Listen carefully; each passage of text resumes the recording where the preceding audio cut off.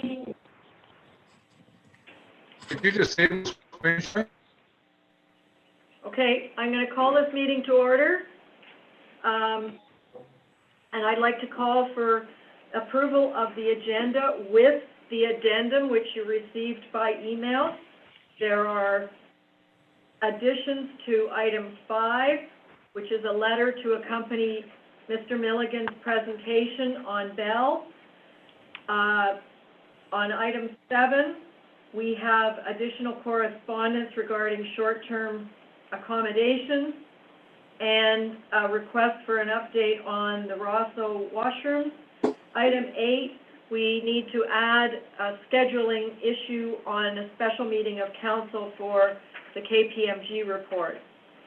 And in the closed session, you have 3 additional addendum items added. So may I have approval of the agenda with the attached addendum?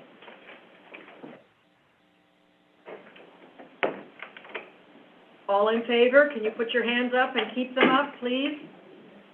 Councillor Fellner? Okay. Councillor Moffat, are you in favor of the agenda and the addendum? Yep. Okay. So that is carried. And before we go any further, I'd like to honor and thank our community partners of the First Nations, the Anishinaabe. It's been a busy week here, transitioning. Staff is regrouping and we need to support them.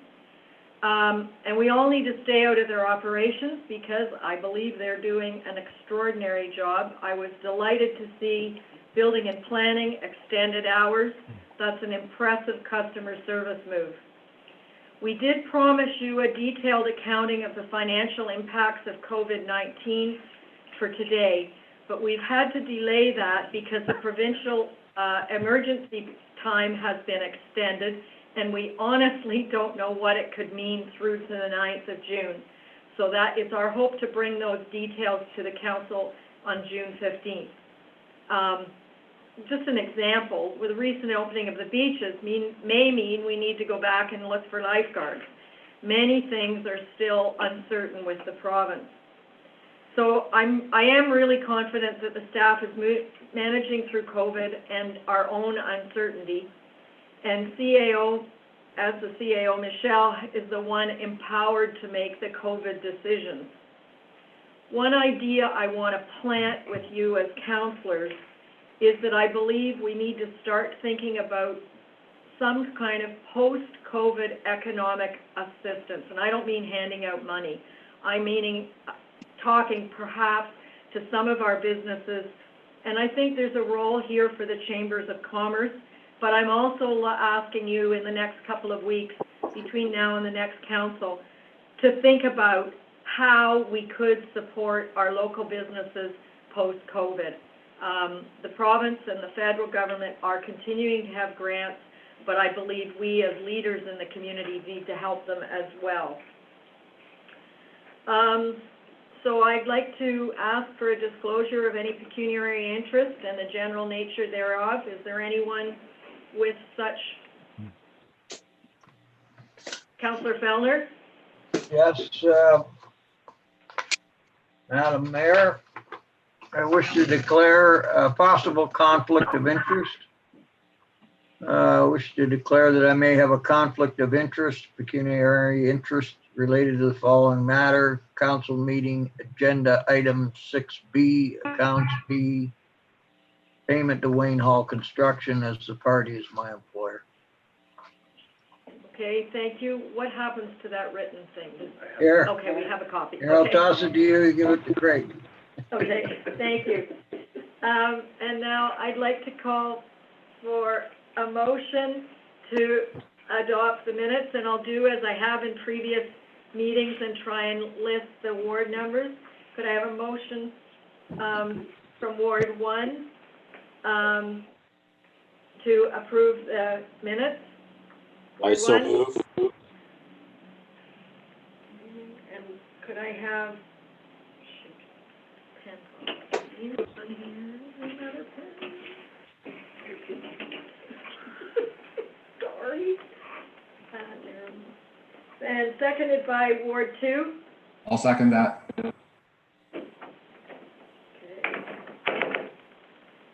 All in favor of approving the minutes of the regular and closed session meetings of council held May 19th, 2020 as circulated? Okay, thank you, that's carried.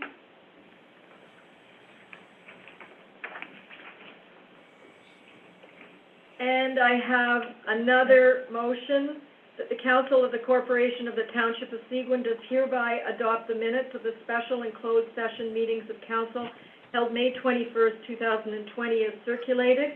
Could I have a motion from Ward 3? He's not here, okay. Motion from Ward 4. Yes, moved.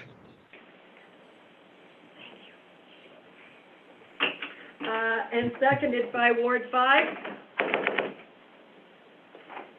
Councillor Collins?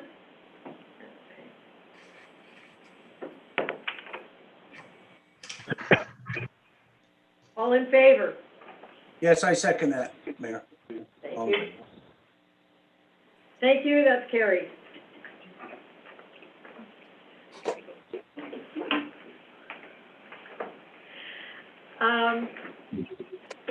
So Matt Milligan is here as a senior advisor. Rod Osborne. Join the meeting. Rod Osborne is on the telephone. So thank you for calling in, Councillor Osborne. I'd like to introduce Matt Milligan. Give us an overview of the Bell Mobility proposed wireless networks, and you have received a comprehensive letter from him in your addendum package. So Matt, you have the floor.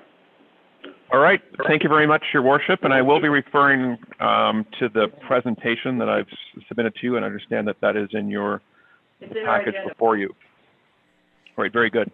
So thank you very much for the opportunity to speak to you today. So again, my name is Matthew Milligan. I manage the real estate on the wireless network from about Gravenhurst right up to Sault Ste. Marie. So that includes everything in the Township of Seguin and also everything in the District of Parry Sound. Bell Mobility is proposing to build and operate 3 new cell sites to provide mobile LTE service and fixed wireless internet. It's the service that you would know as wireless to the home. And this will, for the many people that will be able to offer this service to now for the first time, will be life-changing. It will mean that they can look at Netflix, they can work from home. There's all sorts of things that they'll be able to do that they have not been able to do up to this point. And this is certainly one of the services that we propose to offer from these new tower sites in the 3 communities. These projects are completely funded by Bell and our capital program. This is not contingent upon government funding from any level. And the proposed sites are in Stanley House, as you know, and we'll talk a little bit more about that. Clear Lake, just off of Clear Lake Road, and in Humphrey. And when considering when considering these matters and Bell Mobility's network, we'd also like you to consider that these towers are not just for the use of Bell customers, they are also TELUS towers. So a Bell Mobility site in this part of Ontario, and actually most of Ontario for that matter, is also a TELUS site and will benefit TELUS customers as well. All 3 sites are in communities that are associated with very poor coverage, and all of these cell sites will add additional network capacity to the mobile network. And network capacity actually is maybe is a bigger issue than you probably think. Capacity can be an issue in this part of the District of Parry Sound, especially on weekends and into the summer. And the problems that are associated with that are slow upload, download speeds, intermittent access when working remotely, unable to maintain a VPN connection, which is certainly key when working from home, and also drop calls. And drop calls are caused by a number of reasons, but certainly network capacity issues is an example of that. If you want to turn the page, we're on to the proposed site, Stanley House.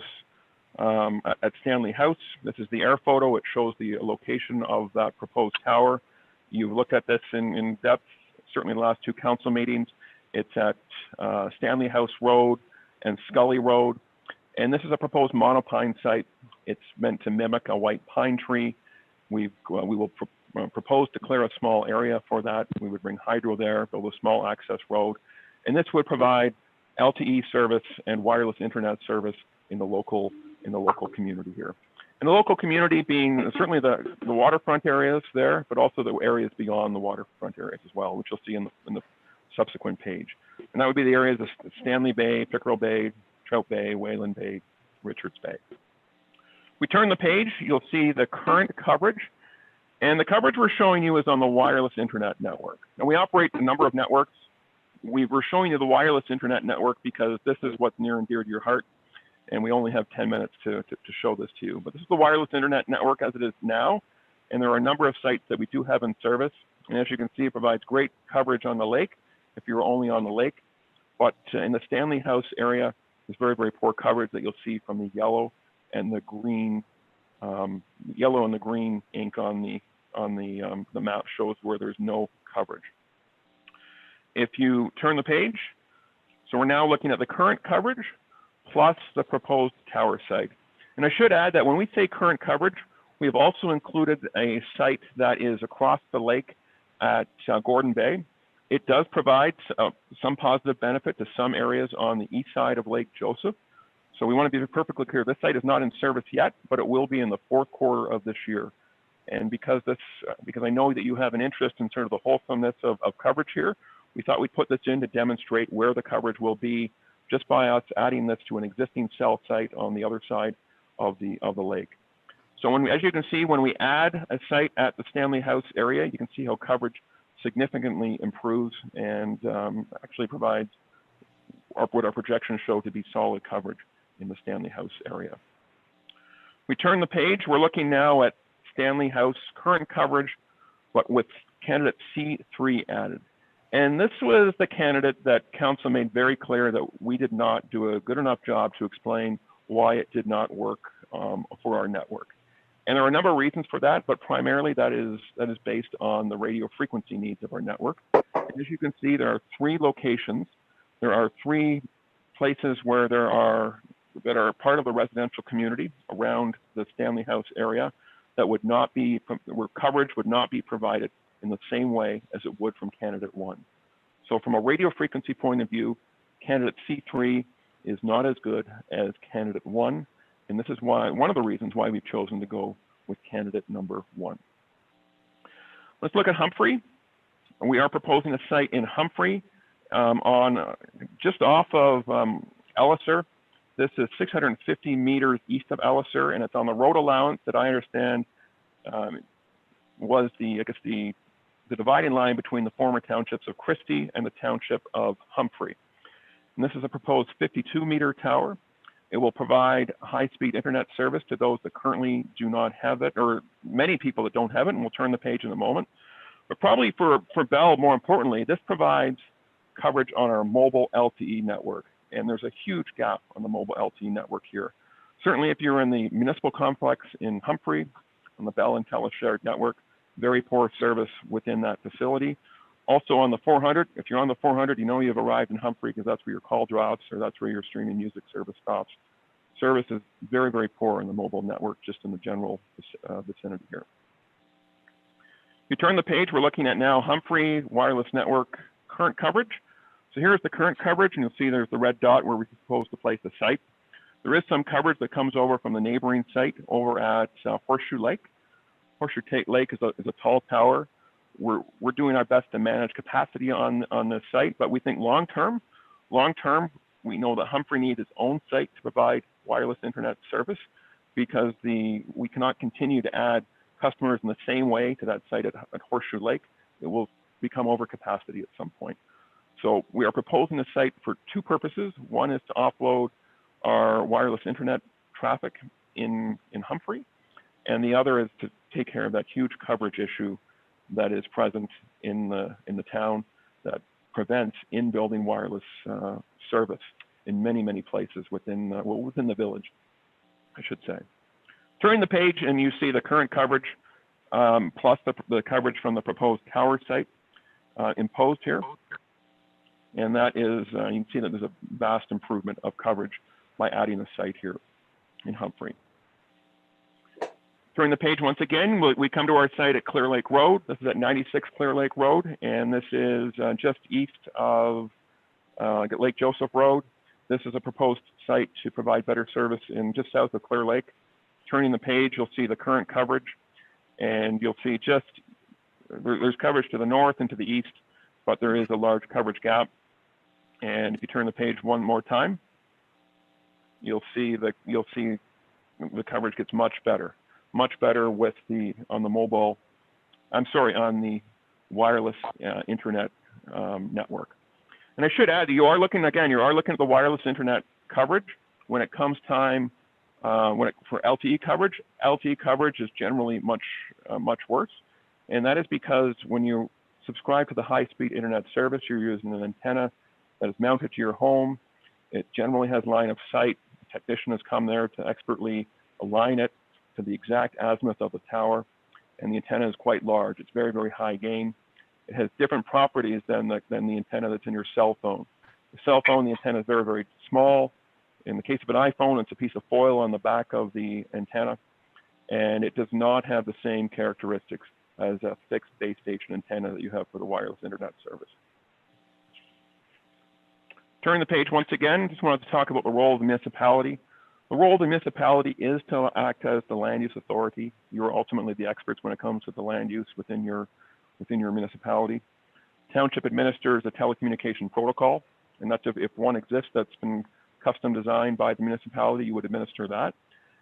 In the absence of that, then there is the default protocol that ISED has.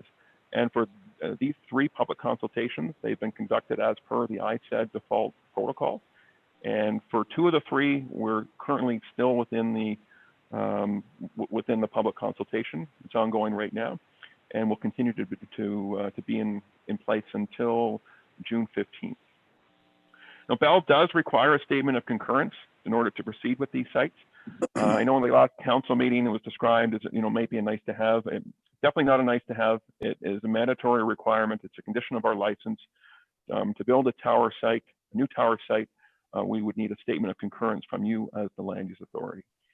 Now, the only other way beyond that would be to proceed with a successful or to submit an impasse submission. And this would be to the Minister of Industry, and we would make the case to the minister. It would be an appeal mechanism. We would appeal to the minister. We would have to say that we felt that municipality did not treat us fairly or for some other reason, and we would make that appeal to the Minister of Industry. The Minister of Industry then would ask you for your side. It's basically an appeal process. It takes a long time. It's definitely not ideal for either party, certainly in our opinion. But that is the only other way to proceed without a statement of concurrence from you as the land use authority. I want to talk about health and safety, and I know health and safety has been an issue, certainly at least for one of these sites anyway. And just bring your attention that Health Canada establishes the safety parameters for radio frequency fields. These parameters are set out in Safety Code 6, and compliance with Safety Code 6 is mandatory. It's a mandatory condition of Bell's license. Compliance with Safety Code 6 also is required for any other site that would operate on municipal property. So this would be a site that, for example, the Rogers site that is on your landfill site. I understand that there's a site across, Core Broadband has a site in Humphrey. The Township's fire department is there. And I have no doubt that all of those operators of wireless technologies on tower sites comply with Safety Code 6 because this is would be a mandatory requirement of the operating license. And Bell operates thousands of sites across Canada and takes our health and safety requirements very, very seriously. So where do we go from here? Next steps. Consultation for the Clear Lake and Humphrey sites is ongoing and will end on June 15th. Bell will respond to all of those inquiries received for each consultation and provide a summary at the conclusion of the process. A statement of concurrence will likely be requested by Bell for those sites in the coming weeks. And I'd certainly be happy to come back to you and talk to you about the nitty-gritty details of those applications and our responses at the conclusion of those public consultations. Bell's also requested that Council reconsider providing a statement of concurrence for the site at Stanley House. The Stanley House site is a project that will be fully funded by Bell, not contingent upon the broadband fund or any other government funding. And we're prepared to start construction, in the next 8 to 10 weeks. Just after the point in which if you were to provide concurrence on that site. And finally, I'd say let's work together going forward. And what I mean by that is if you have sites or locations within your township that you believe require better service and they're very, very important to you, let us know what they are. And we're certainly happy to look at those. We get a lot of people and a lot of feedback providing us with information about, where we might be able to go or where we should go. But when a municipality provides that feedback, it certainly gets our attention. And what gets our attention even more is when a municipality says, our municipal facilities are open for business. Would you consider going on our landfill site or our community center or other places such as that, or a road allowance that might not be used for a road anytime soon? So those are definitely, conversations that we can have in the future. That concludes my remarks. Happy to answer any questions that you have, and certainly thank you for the opportunity to speak to you today. Okay, councillors, do you have any questions? Please use the little blue hand if you'd like to ask a question directly of Mr. Milligan. And I don't have a little blue hand, but I do have a question. Oh, sorry. Okay. Thank you, Councillor Osborne. Go ahead. Okay, Matt, I wonder if you could expound upon the concerns in the community. I'm thinking specifically now of the Humphrey site. There's health concerns there, unlike Stanley House, where it was more aesthetic, I believe. Could you give some sort of an indication of the power levels and the how the signal propagates from the tower and what its strength is by the time it hits the actual village, the school, or the township office in relativity? Well, when it comes to Safety Code 6, Safety Code 6 is there's a limit that Health Canada sets, and it's based on the closest area to that the general public can access. So a tower site, obviously the place in which the general public would access would be the base of the tower. It sets the allowable limit for that location. But what we find, though, is when our RF engineers conduct Safety Code 6 calculations, that the actual RF power that is being emitted from the tower reduces exponentially as you move away from the tower. I know there's concerns in the community that this site is a kilometer away from the community. I mean, the actual amount on the limit of Safety Code 6, and actually where you would be by the time you get to the main street of Humphrey would be a drop in the bucket compared to the allowable limit. When we conclude this process and we ask for your concurrence, we're going to provide you with the Safety Code 6 analysis and report, so you can see for yourself where the site will be as far as the health and safety requirements are. I mean, I'm telling you today that it will comply with Safety Code 6, but we're going to provide you with a tangible report to take a look at that sets out by our engineer that it complies with Safety Code 6. One further question, and I'll let somebody ask. If you look at schools, for example, the Parry Sound Public School, I happen to have wired that two-story elementary, and there are wireless access points in every second classroom in there. How would that power or that RF compare to the RF that would be expected in Humphrey, 0.9 kilometers away, compared to having Wi-Fi in the ceilings of every second classroom in school? Well, ultimately, I mean, the closer you are to an access, I mean, it also ultimately depends on the power that's being outputted. But generally, if you're in a room with a Wi-Fi access point, you're very likely going to find that the power within that room that is emitted from that access point would be greater than certainly from a tower that is a kilometer away. All right. Thanks, Matt. Thank you. Councillor Moffat.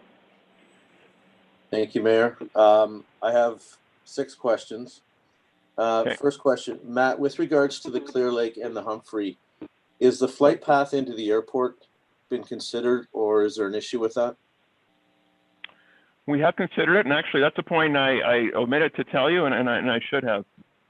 First of all, for all sites, we require the approval from Transport Canada. They are going to look at the height of the tower in relation to air traffic, and also Nav Canada, that's going to look to aids to navigation. With regards to the site at Clear Lake, first of all, it is no issue, but the site at Clear Lake, Transport Canada reported that if we were to build a tower that would be 52 meters, it would require daytime lighting and nighttime lighting. So we understand that in a community such as that, that would be a concern, very likely, due to the flashing light on the lake. So we've chosen to reduce the tower height in order to minimize what would very likely become a concern in that community if we were to put a light on that tower daytime and more importantly at night. We know that nighttime lighting can be a concern, so we've chosen to address it here. But as far as the actual air traffic is concerned, there is no issue. And we know that because we have received Transport Canada's approval. Okay. On page 3 of your document, Matt, you referenced high-speed wireless internet. You had proposed site, this would be Stanley House? Yep. Proposed site would offer speeds of 25 million bytes per second down and 1 million bytes per second up. What is the CRTC standard with regards to that? Well, the CRTC, I think you're probably referring to the CRTC is, I guess in some of their proposals, is looking for 50 megabytes per second. And I can tell you that we have we can see a path to that. I mean, the path to that would be winning more wireless radio spectrum. So you obtain wireless spectrum through a spectrum auction where you put in a bid on wireless spectrum, and the highest bidder wins sometimes, or there are sometimes other requirements, but we see a path forward to get there. But as of now, the speed on the wireless internet service is 25 megabytes per second. But as I say, we do see a path to 50 megabytes per second, but it really is contingent upon receiving more radio spectrum in order to do that. And that would be through the auction process that ISET has. Okay, coming back to Health Canada, is there a requirement for the tower base to be a certain distance away from homes? There is no requirement for the tower to be a certain distance from homes. In practice, when we move towers, when we ensure that towers are sufficiently distant from homes, it's for land use. It's for land use considerations. It is not due to Safety Code 6. You mentioned about Stanley House is on Bell's dime. Is that the case? There's no grant money that would be applicable to the one in Humphrey or the one on Clear Lake? That's correct, yes. Okay. And going back to the Health Safety Code 6, you said that report comes after we've given you approval or before? Well, I'm going to provide it to you when we ask for concurrence, because this is something that has come up in the public consultation. I mean, we will normally provide it upon request, but I've just made the commitment that we're going to provide you with a report because this is something that is definitely a concern with this community. And I want you as council to be comfortable with the fact that, that not only are we complying with Health Canada's requirements here, we're going to provide you a report that shows that we vastly exceed the threshold, not only because it's so far away, but the antenna will be 52 meters in the air. That as itself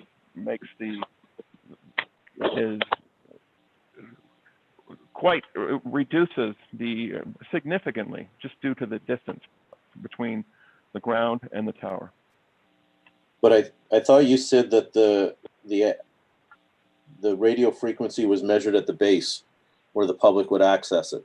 At the closest spot, yes, that's right. But I'm also hearing, though, in the public consultation that people aren't concerned about the base. They're concerned about various spots within the township here. Okay. So you'll see a report that indicates where it is at the base, but then we'll have to explain that it decreases exponentially from there. Okay. Last question. Obviously, I've only gotten this picture today on page 17 and 18 of your report with the coverage for the Humphrey Tower. Yep. Do you know how many residents are in this block that the expanded coverage would provide? Do you have a sense, like 100, 50, 25? Do you have any idea? Approximately 150 to 170, and that would be of new that would be of new, potentially new customers. There would also be additional customers that we would look to migrate over from the site at Horseshoe Lake. And that is to juggle long-term capacity for the site at Horseshoe Lake. The Horseshoe Lake site is a very tall tower. It has a very, very wide coverage area. And long-term, for any service that is provided through a data network, that means we have to manage that. And in a very busy area, such as the area around Horseshoe Lake, it is a community. It's a cottage community. It fills up in the summer. We have to manage our capacity, and we would do that by servicing people locally in Humphrey. And sorry, where do you mean by the one at Horseshoe Lake? The one at further along 141? Well, I guess we call it Horseshoe Lake, and that's why I'm calling it that. But it's actually west of Horseshoe Lake. It would be. It's a guide tower. It's there now. Yeah, it's there Yes. now. It's an existing tower site that's there now. Yes. Okay, thank you. Councillor Coles, you have some questions. Yes, Matt, when we talked on the phone, I did ask you the question about the down speed and the up, and you said, here you've got 25, which is what you said. I recall you saying 10 up, not 1. So if I said that, and I think I may have said that originally and you corrected me, but I do stand corrected. It is 25 down and 1 up. Yeah. It's 1. Okay. Correct. What does that mean in terms of ability to upload documents as an example? Well, I Is mean, it slow? from the people I know, I mean, even the people I know that work at Bell that use this service, I understand it's fine. Because I'm not a user of that network, although I have used that network and haven't uploaded documents on it there. But I mean, 1 megabyte to upload a document, I mean, would be fine. It might take a few seconds to do that. And that's the current speed. I mean, the time might come, you know, we have a path where, you know, we see, you know, ultimately improvements here, but at the current iteration, I mean, 1 megabyte should be fine for most household use. Most people are downloading things, Netflix, connecting into a virtual private network. And for the vast majority of people, this system, this new service will be life-changing. So just a second question then, a follow-up to that. One of the issues that's occurred as a result of COVID-19 is that many people are now working from home. In fact, I have individuals in my house right now that work from home, and it's a critical issue. The upload and download speeds are very critical because they're doing high-tech businesses. So yep. What do you see, how quickly do you see this changing so that Bell would be supplying faster upload speeds and download speeds? I don't know how, I'm not in a position to provide you with any information today as to when that might be changing. I mean, I think for the vast majority of people, 25 megabytes download, and even 1 megabyte of upload, when you package it all together, allows them to do work within their home or somewhere in their community that they currently right now don't have the ability to do. Or if they did, it would be by a turbo hub, and they'd have to limit the amount of data that they would use, and it's associated with the cost associated with that service. That's what it boils down to. But I'm not able to provide you with, you know, any announcement or information today as to, you know, to if and when that was to change. But I mean, only to point out that this is a service that is currently lacking in this community and will be a huge change from the service that's currently provided, which again is only by the Turbo Hub service. I have one last question, and that is, sure. As you know from our conversation, as you know from our conversation, that I'm near the Salmon Tower.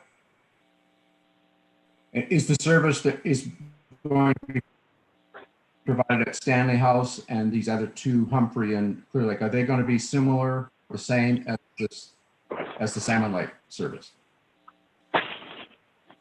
You're a bit broken up there. Was your question that whether the service that we would provide on the Salmon Lake Tower would, whether it would be the same service that we would provide at Clear Lake and Humphrey? And the third one as well, the Stanley House as well. And Stanley House.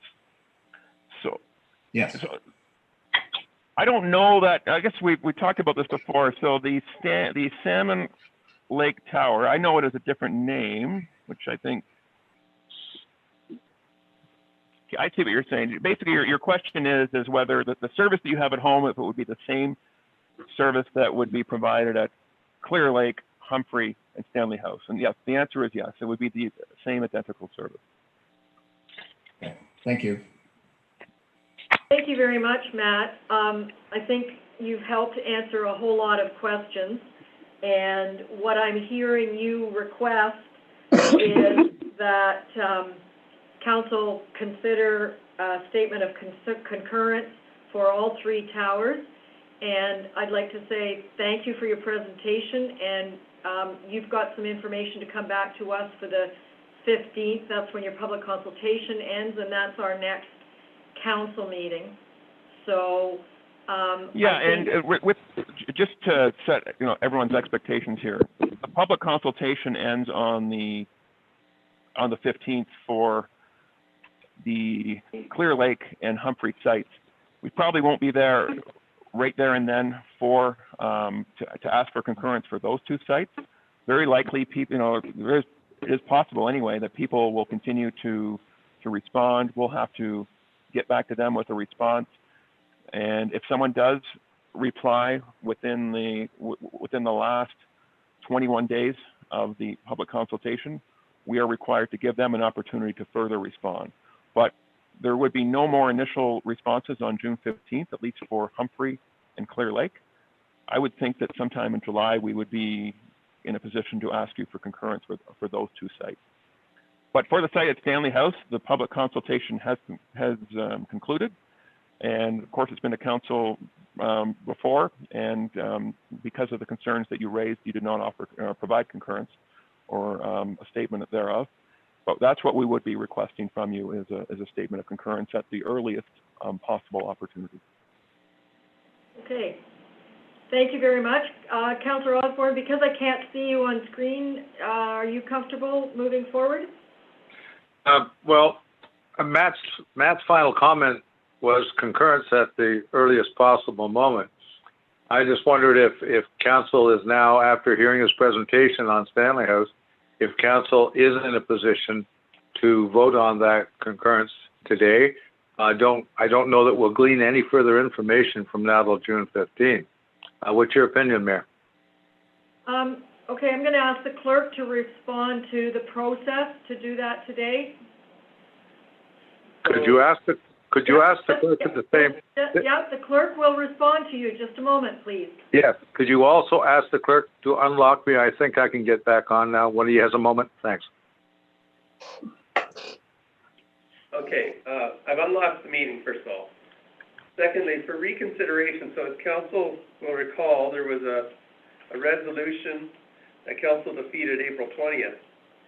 So to reconsider that requires someone who voted with the majority to make a motion to reconsider, and then there would need to be a 2/3 majority approval of the motion to reconsider. If that happens, then council could reconsider the original motion. Today, or the option to take it before the next meeting is what, Craig? You would still require the motion to reconsider and the 2/3 majority, and you could say, you want to reconsider June 15th. Does that answer your question, Councillor Osborne? Just to repeat that, you mentioned that who would have to ask for reconsideration, Craig? Someone that voted? It would have to be one of the members who voted with the majority on the original motion. So the original motion was defeated? So yes, I think I was the lone vote for it. The rest, I think, were negative. If my memory serves me correct. So we need, if you want to do it today, we need a motion from someone that voted against it. Okay, understood. April. Understood. Does anyone have that motion, or do we move it forward Okay, Counselor Cole? Let me read the motion. We need a seconder now. Okay, so it's moved by Art Cole, and I need a seconder to reconsider, Counselor Collins. Yes. And I will read the motion again. That the Council of the Corporation of the Township of Seguin does hereby reconsider Council Resolution number 2020-117, defeated by Council on the 19th of May, 2020. So all you're voting for here is to do the reconsideration. All in favor of reconsidering. I need 2/3 majority. Okay. Hang on. So Councillor Coles and Councillor Collins are the only two that want to reconsider. And Councillor Osborne? Councillor Osborne, and I will vote to reconsider as well. And Councillor Finson is 5. So that is carried. Thank you. And then we go back for me. Do I need movers and seconders on this? Yeah, the mover seconder, you should read it and then. Okay, so we go back to the original motion, and it was originally moved by Gail Finson and seconded by Ted Collins on April 20th, and I'll read the motion. Whereas Bell Mobility proposes to erect a 29.9 meter high monopine telecommunications tower and supporting structures at 399 Stanley House Road, part of Lot 24, Concession 4, Geographic Township of Humphrey, now the Township of Seguin.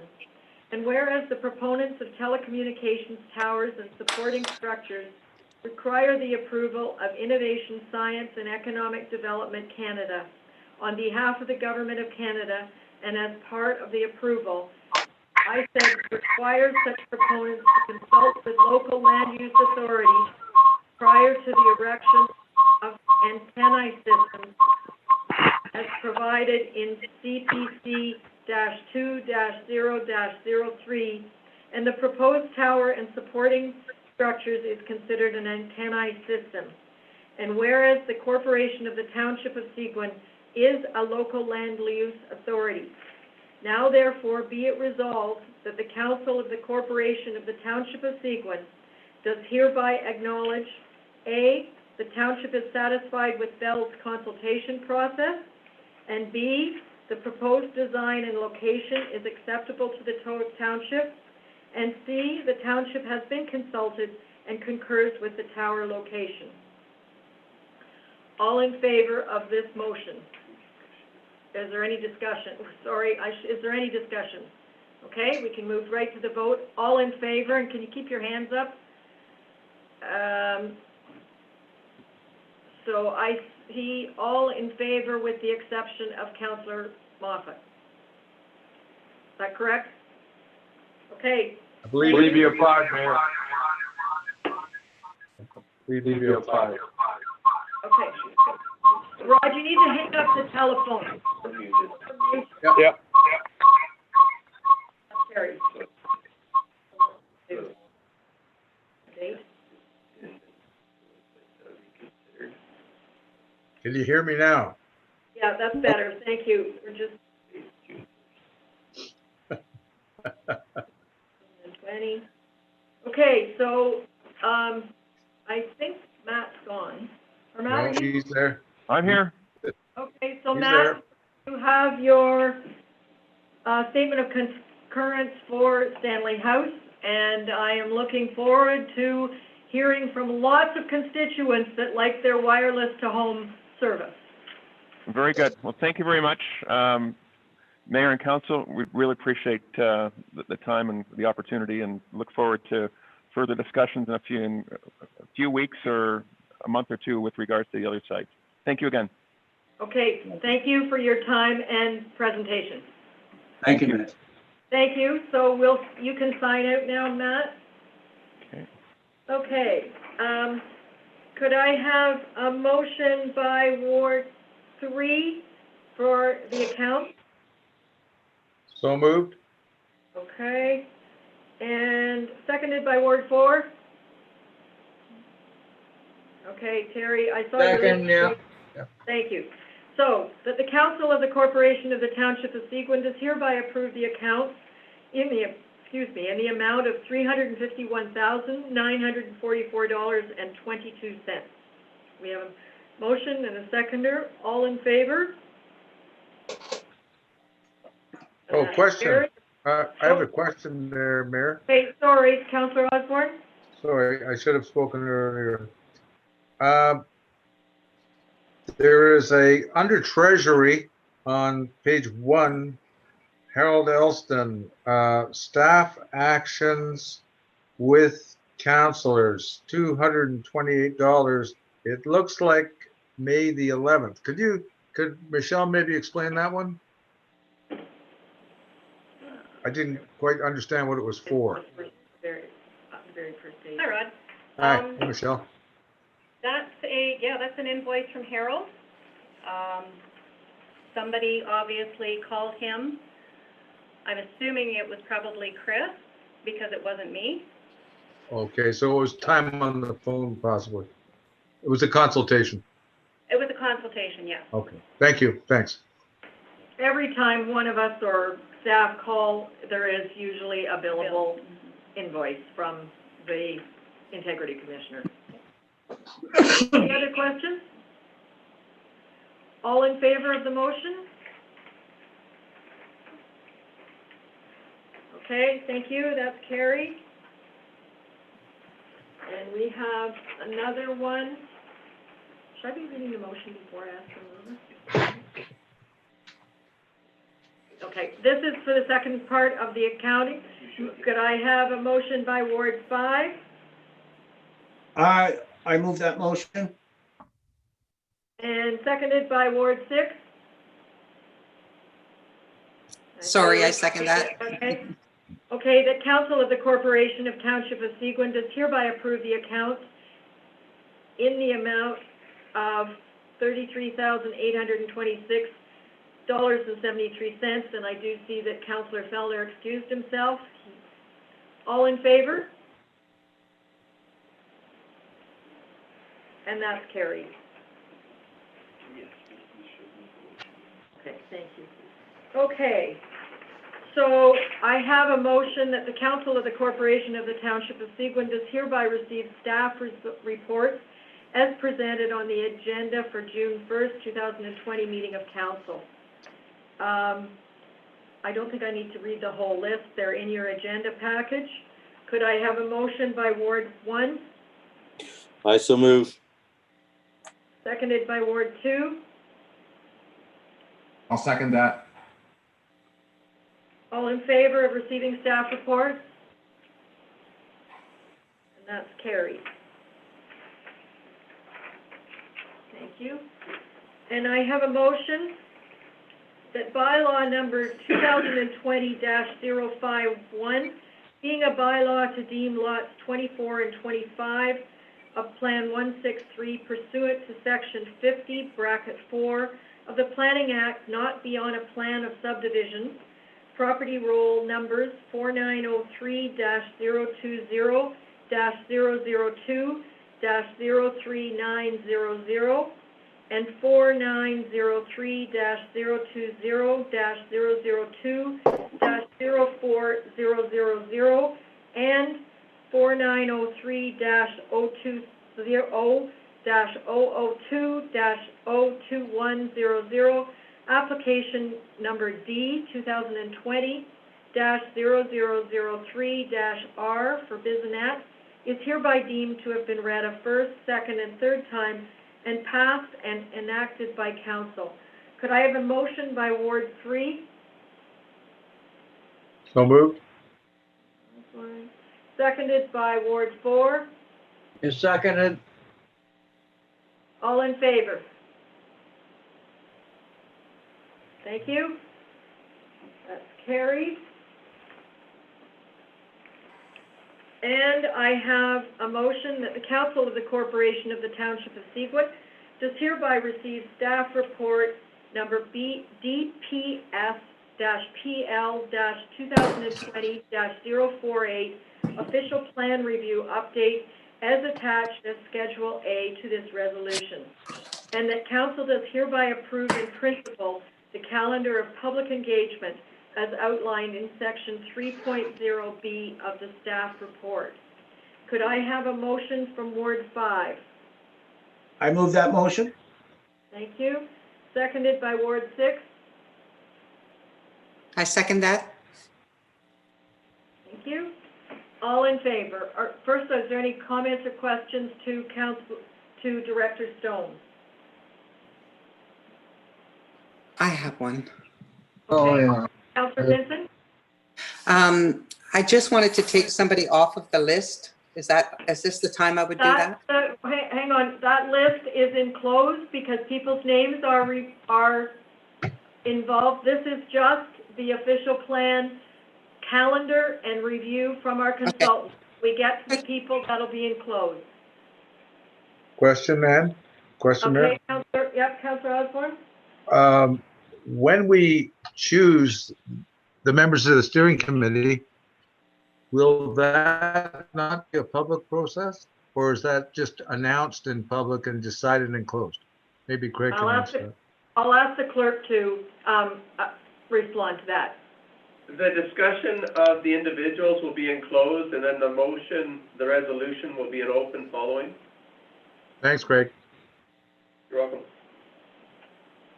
Councillor Fellner? My off mute, yeah. No, my question's now answered. Okay, thank you. Thank you. So being no further, Question. Director Stone, do you want to say anything about this?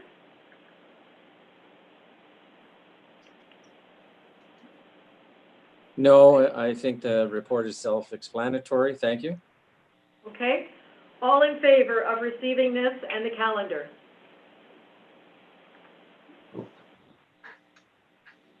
Four, 5, 6, okay, carried. Thank you.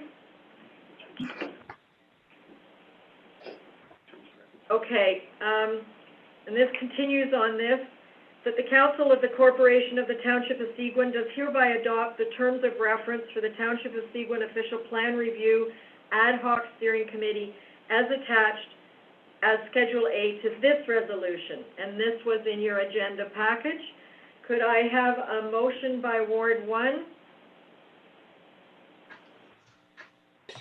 I so move. Thank you.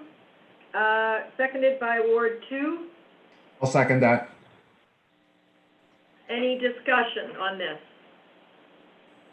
What was this item? This is the second part. This is the ad hoc steering committee terms of reference that were attached as Schedule A in your agenda package. All in favor? All right. Well, I got a question. Oh, I'm sorry, Councillor Fellner. Okay, so. Oh, no, this is not a vote, okay? Councillor Fellner. Yeah, I'm looking at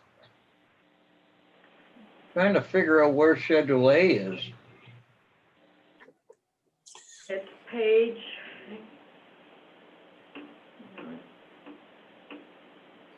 On page 2 of the report. The review update, then Schedule A. It's on page 2 of the report, which is page 50. No, it begins on page 56 of the agenda package. Right, okay. That's Schedule A? Yeah, the last paragraph on page 56. Where does it say Schedule A? OPR Steering Committee Terms of Reference.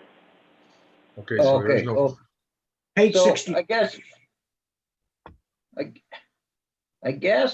am I still have the Yep. floor here? Okay, Yep. so I'm just going back to page 55. This is where I'm just a little bit confused with what we're going to do here. It said, Council received this report for information and direct the project leads to strike the steering committee. Then initiate public engagement schedule as described in section 3. So So I guess, and that was going to be my earlier question, how are we selecting the steering committee? Or the thought, That is going to be done in closed, and when we're talking about the individuals, but then we'll go into open once we've had the discussion in closed. Okay, so the project leads are us. Okay, fine. Yep, okay, I'm fine. Okay, I did see another question, but it's gone. No further questions? I'll call for a vote Yes. on, Yes, question? Councillor Moffat. You have a question? Well, I just have a comment. Starting on page 62, Councillor Fellner, is what is referred to as Schedule A with the title Summer Meeting Schedule and Website Design, which I believe Councillor Collins had mentioned a few seconds ago. That's what I was understanding to be Schedule A. And I'm not sure that there's a terms of reference in this schedule other than it's a PowerPoint presentation. And to me, it doesn't say a terms of reference. So maybe Director Stone could help link the two together. I think what is attached, there's two Schedule A's. One you just approved, which included the calendar, and that got approved. The other one is attached to this resolution, which is simply a rewrite of the bottom paragraph on page 56. OPR Steering Committee Terms of Reference.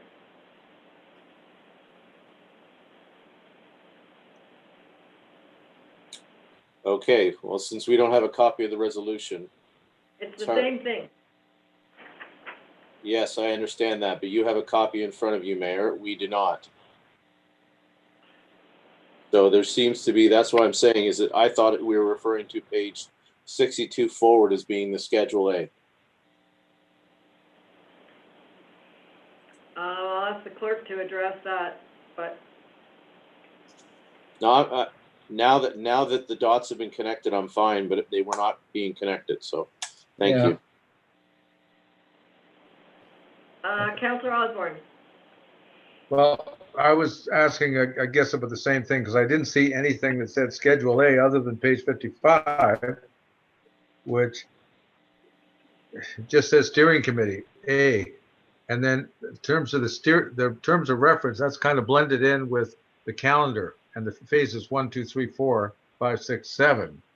And I was of the opinion, too, that maybe the summer meeting schedule and web design, page 62, was the Schedule A, but obviously not. You've already approved that. The Schedule A is Schedule A to the resolution I read, which is a repeat of the paragraph on the bottom of page 56 or page 2 of the overall recommendation. Well, if we already approved that, why are you asking for a resolution on Schedule A terms of reference when that was part of it? I'm still not clear here. I'll let the clerks respond to that. All right. The previous resolution that council approved was the calendar of public engagement. So basically that is section B on page 3 of the staff report. What council is now looking at considering are terms of reference. So our terms of reference have a standard format adopted by resolution. So what has happened is the terms of reference on bottom of page 2 of the report have been taken and put on a schedule, which is how we adopt terms of reference for our committees. And that's what is Schedule A that the mayor is referring to. It's Schedule A to the resolution. It's the terms of reference in our format. It's those ones you're looking at just put into our format. Okay, so basically, if we've already passed the calendar of public events, which is on page 57, we're going back to page 56 to pass the steering committee terms of reference. Is that it? They're out of order. I guess that's the confusion. Perhaps, but we do need to put the terms of reference of any committee into our standard township format, and that's all we're doing here. I realize that it's just one. I guess they're reversed in placement on the agenda. I'm sorry. That's good. Thanks anyway. Councillor Fellner, you have a question. I think I've been listening to everybody here, and now I think I understand. I think I got the answer to my question. So okay, it was Craig. Craig sort of clarified it. So I was still a little confused, the same as Rod. Okay, thanks, Craig. Thank you. And Councillor Osborne, your question been answered? I'm good. Thank you. Okay, can I have a vote? All in favor of passing the terms of reference in our format? Okay, thank you. All in favor, carried.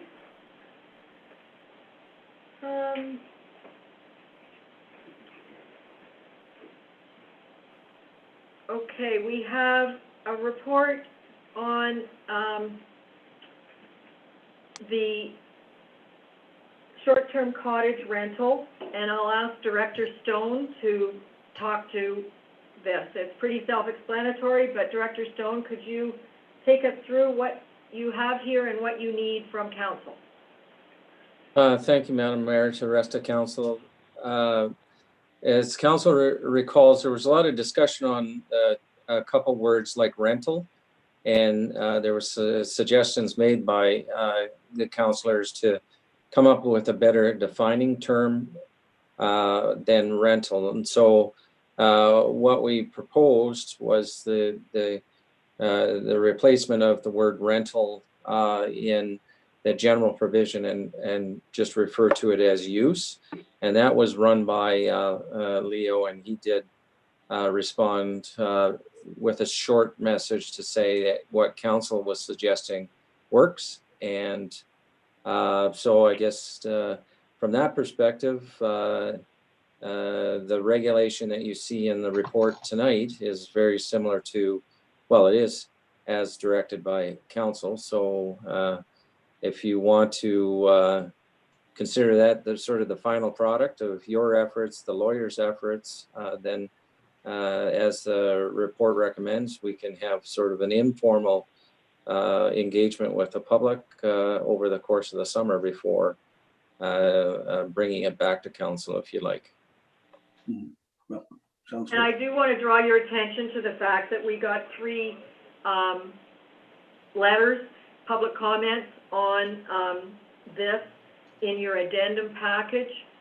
I would appreciate, Steve, you laying out for people how you plan to do public consultation and where it can be done, so that we're absolutely explicit in how we get comments, because I actually think these 3 letters, they're information, but they're maybe premature because we haven't really opened public consultation officially yet.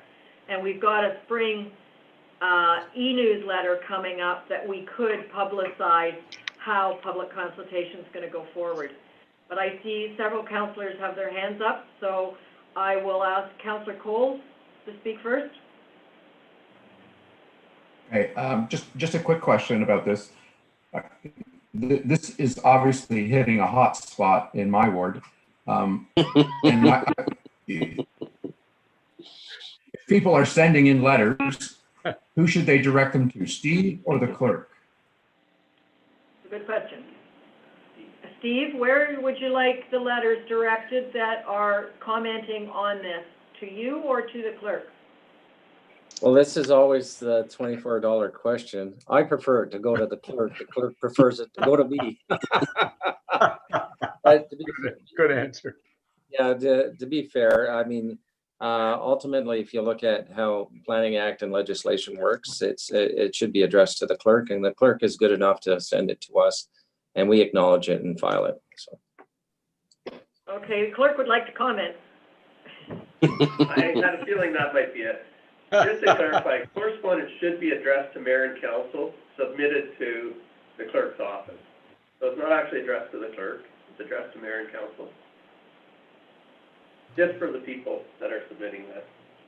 Okay, and then, Steve, if that's where the correspondence goes, then we need you, I guess, in planning to gather them and put them on either side of the issue for us. But we need to publicize a process for how people can comment on it, I think. Councillor Finson is next. I just, the only problem I have with this, as it's been made smaller and smaller, is that it looks to me like the only thing you can do is let your family and friends use it. And that's not what I had thought we were working on. I thought there was like this 28 days that you could rent it or whatever you do. I thought you changed the word use so that people wouldn't think that you're a free-for-all rental community. I have a little bit of concern that, like you, Art, there's lots of people in my community that rent their places for, they come too, but they do rent it out, or they do let people use it for times in the summer. And in part of that, I mean, I know people on the lake as well, that part of that is to pay their taxes. So I have a little bit of problem when it says, I mean, there's people that will think that's illegal if they rent their cottage out for 2 weeks in the summer or whatever. I don't know. I just have a problem with it being the way it's worded. Anyway, that's my comment. I just think it's a little bit narrower than I thought it was going to turn out. Anyway, that's my comment. Director Stone, do you want to answer that? Because I still see it as allowing those types of rentals up to 28 days. But Director Stone, can you reply to it? Certainly. So the definition that defines what short-term accommodation is geared to any rental, I'm going to say any commercial rental. Oh, what happened there? We can hear you. Oh, Craig wanted my face. I was trying to avoid that. Yeah, so the definition is set up for 28 days or less. So any commercial operator. So let's say it's come up with a fictitious name of a commercial operator, Joe Schmo's summer vacation from Seguin, and they advertise on the website and they book weekends and weeks throughout the year.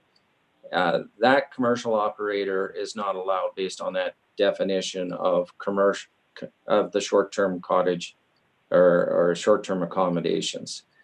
What the general provision does is allows for what we were trying to establish is the casual rental. So, somebody has a cottage and they do not advertise, they talk to friends and family or somebody they know down the street where they live in the GTA, for example, and they just want to allow it for a week, a few times a year, but they don't go out of their ways to sort of run a commercial entity where, they have a number of sites, for example, and they're running it as a business. So that's how this definition and how the general provision work together.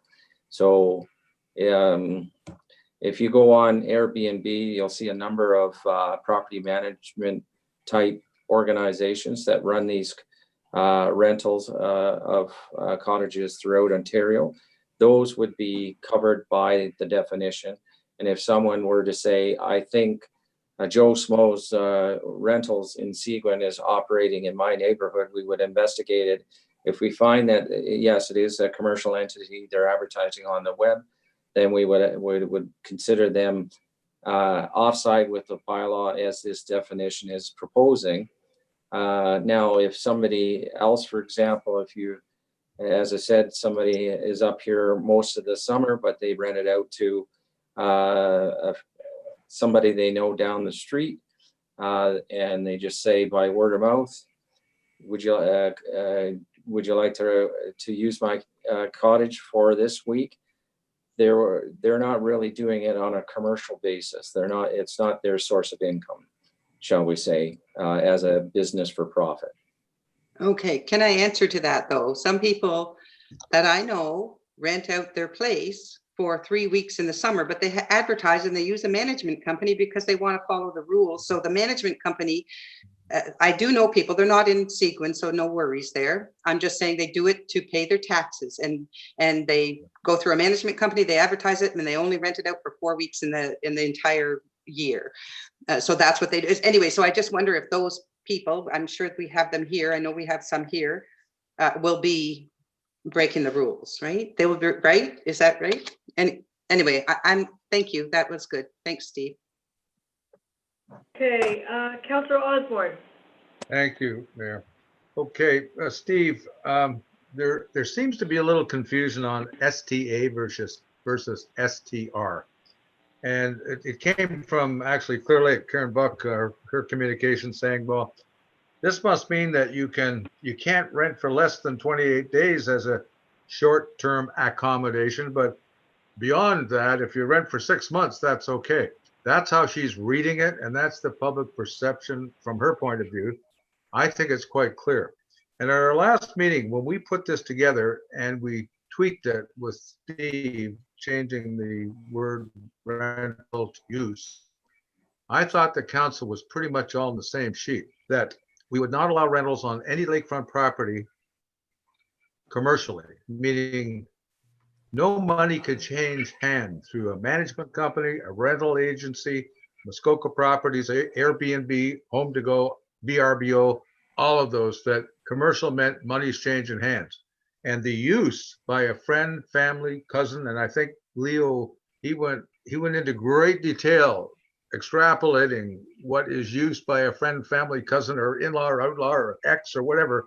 And that's what I thought we had all agreed on when we had this draft first put together. Am I correct, Steve, on so far?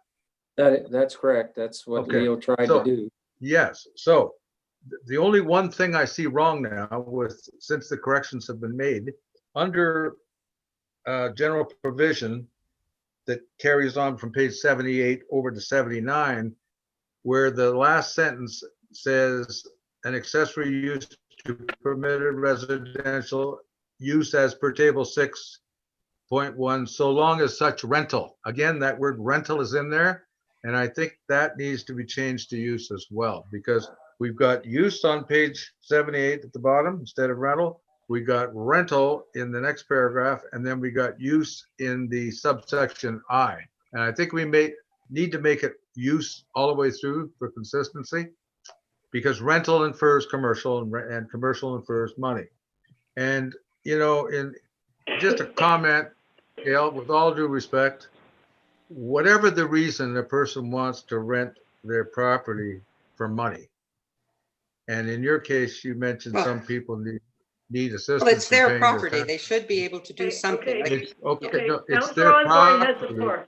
yeah, okay. No, and But he's- I'm trying to be respectful here. Whatever the reason, whether they are trying to make money like our Mr. Curtis tried to do and make himself a nest egg, or whether they're trying to assist with their maintenance of their property or their taxes and becomes a monetary issue, that's not our problem. And our bylaw, our zoning bylaw currently says that they're not commercial properties. The moment you start renting your properties for money, it becomes commercial. And that's what we're trying to define here. So regardless of the reason they need the money, we pretty much decided we're not going to allow people to rent their cottages for money, whether it's a business, part-time, full-time, 3 weeks, 7 months. So, and Art's nodding his head no. I think Steve had a consensus. We had a definition of commercial that meant money changing hands versus use, which meant friend or family. And I thought we were all on board with that before we tasked Steve to come up with this. But obviously some thoughts have changed. Anyway, that's my 2 cents worth. But if we're confused, can you imagine the public? Okay, and I've got a couple other people who want to speak, but I just want to make sure, Steve, that there's a differentiation between a management company and a rental company. There are many people that use management companies to manage their homes, even if they don't rent them. They do the water on, water off, cut the grass. Lots of people have management companies as opposed to rental agencies. And I think we need to be careful that anybody that wants to can hire a management company, as long as they're not advertising the properties for rent. They might be managers. They might be there. We have neighbors that have a management company come in and change their sheets every week. They don't rent, but they have a management company. So I think we need to differentiate there between manager and rental. But I have a question from Councillor Moffat.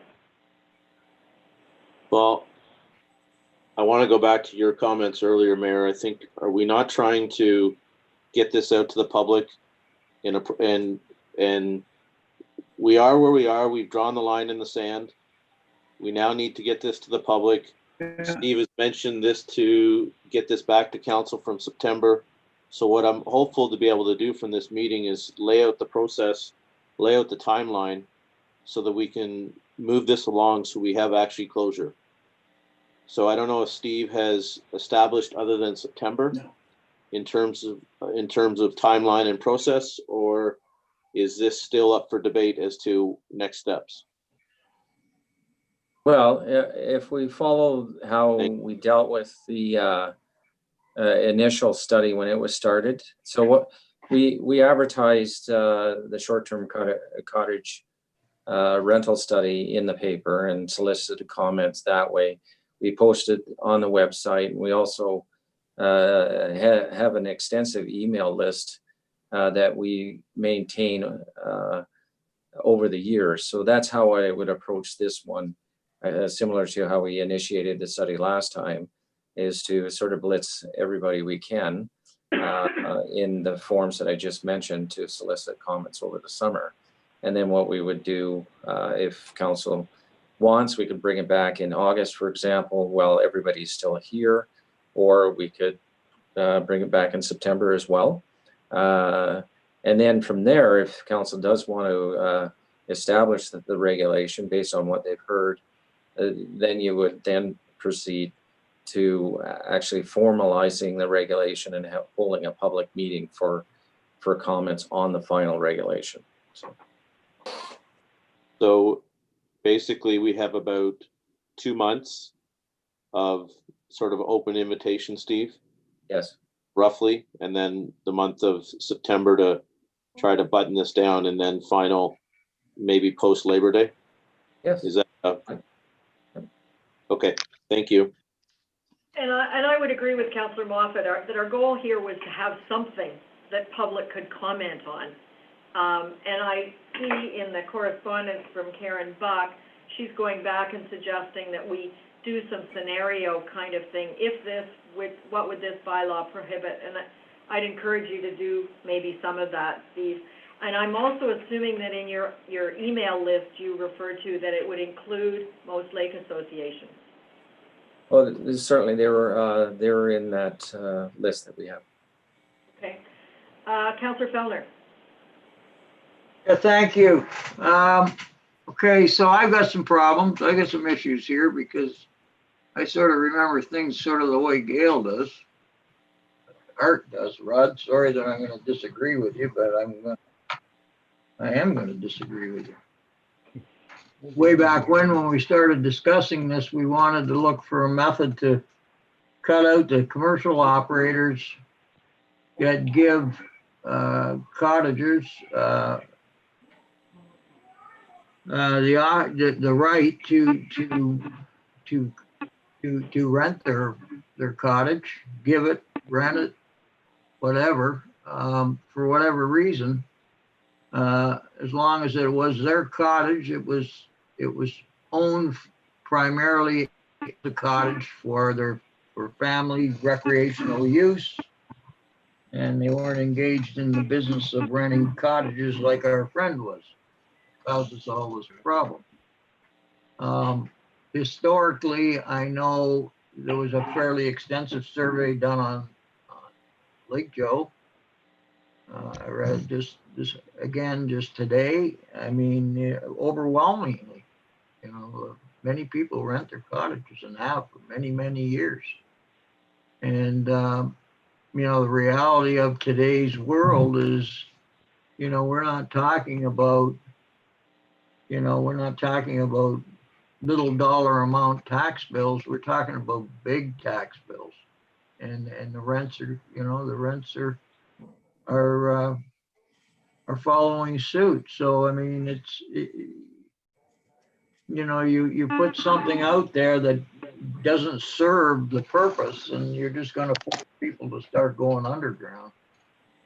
And I don't think that's the purpose of things either. So I'm all for getting something out for the public to comment on. I mean, I think this thing's dragged on for far too long. No, But I mean, the concept has got to be correct. And we got to agree on the concept here, because what I'm hearing and what I'm reading, it caused me a little bit of concern here, is, you know, you can, you know, anything is a short-term rental.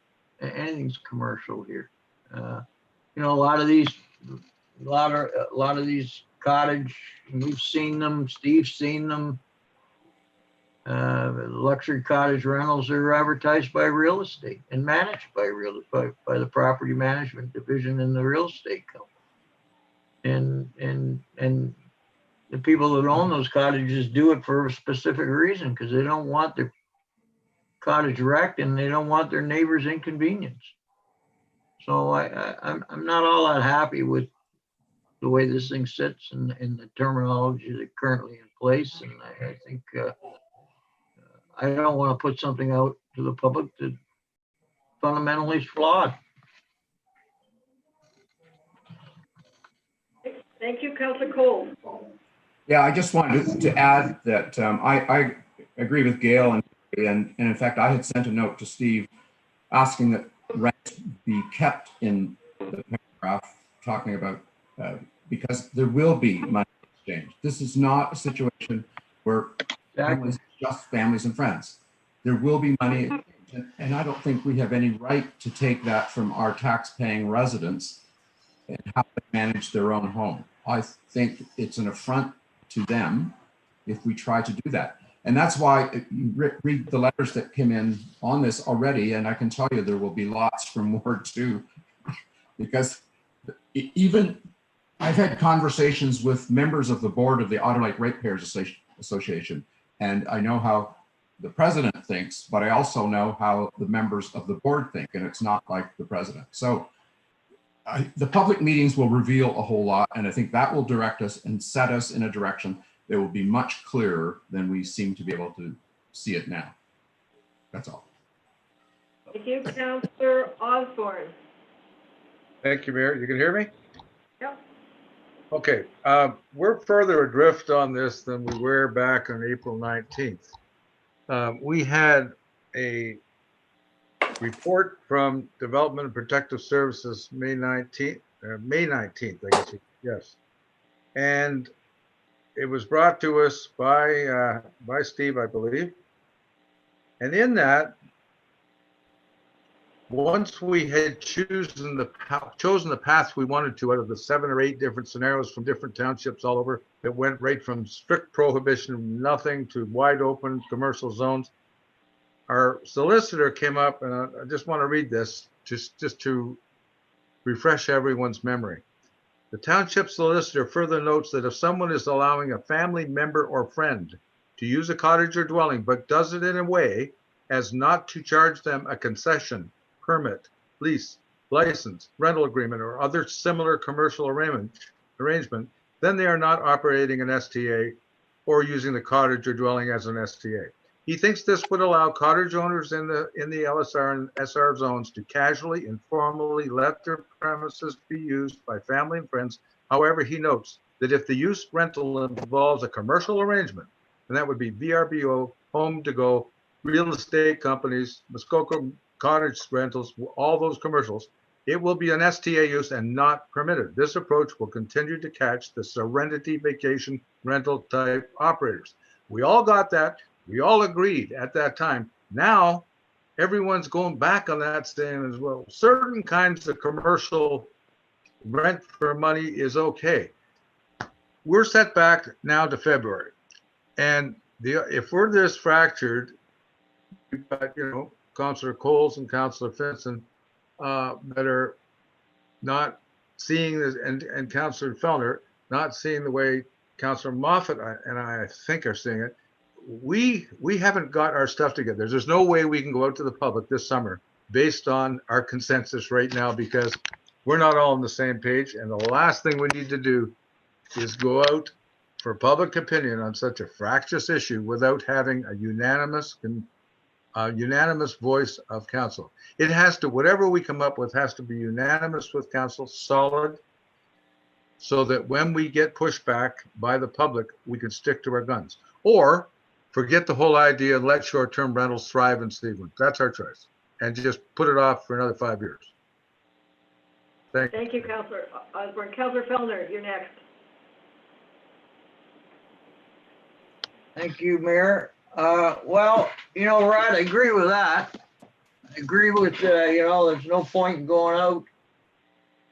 But I'm gonna beg to differ with you, and I think what's happened here is this thing's progressed, it's deviated a little bit from where everybody expected. Now, it might not have deviated from where you expected it to go, but I can certainly assure you that it deviated from where I expected to go, and I think Gail feels the same way. And Art, and the thing is then we go back to what is a short term, what is the definition of a short-term rental versus renting a cottage for a month, renting a cottage for a season, the way that things have been going for years and years and years here, you know, until, you know, the recent technology and these, you know, these shorter terms, you know, 2 and 3 days, weekends, long weekends, you know, different people every 3 days, every 4 days, you know, all summer long. Those are the ones that have caused us all the problems. Very few problems have occurred over the year, over the year. Elder has the floor.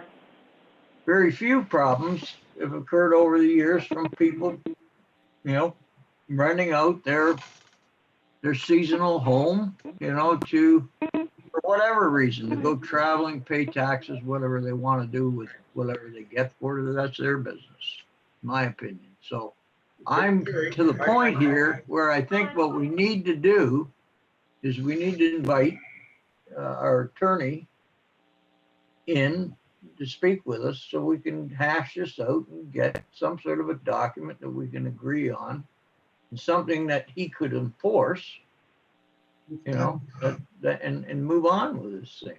I mean, but I'm not comfortable moving on with the way it sits right now. I can tell you that right now. Mayor, can I make a suggestion that we ask Steve Stone? Councillor Osborne, the next person to speak is Councillor Vincent. I'm keeping them in order. I'll be back in a while. That's fine. We'll go on for now. Okay, Councillor Vincent.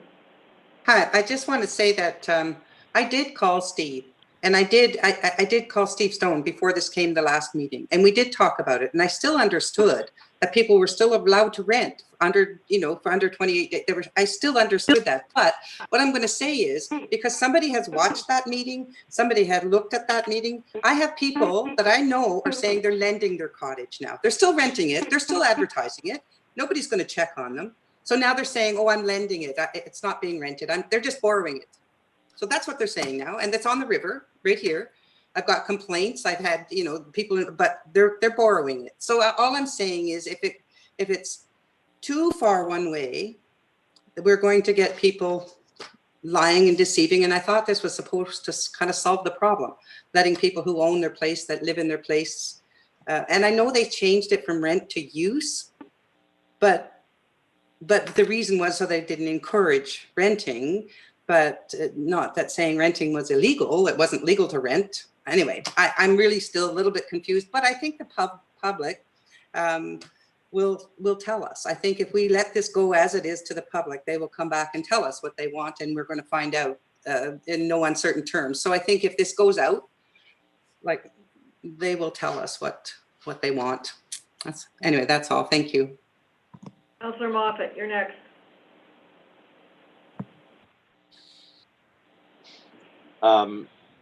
Councillor Fellner, we spoke a short time ago.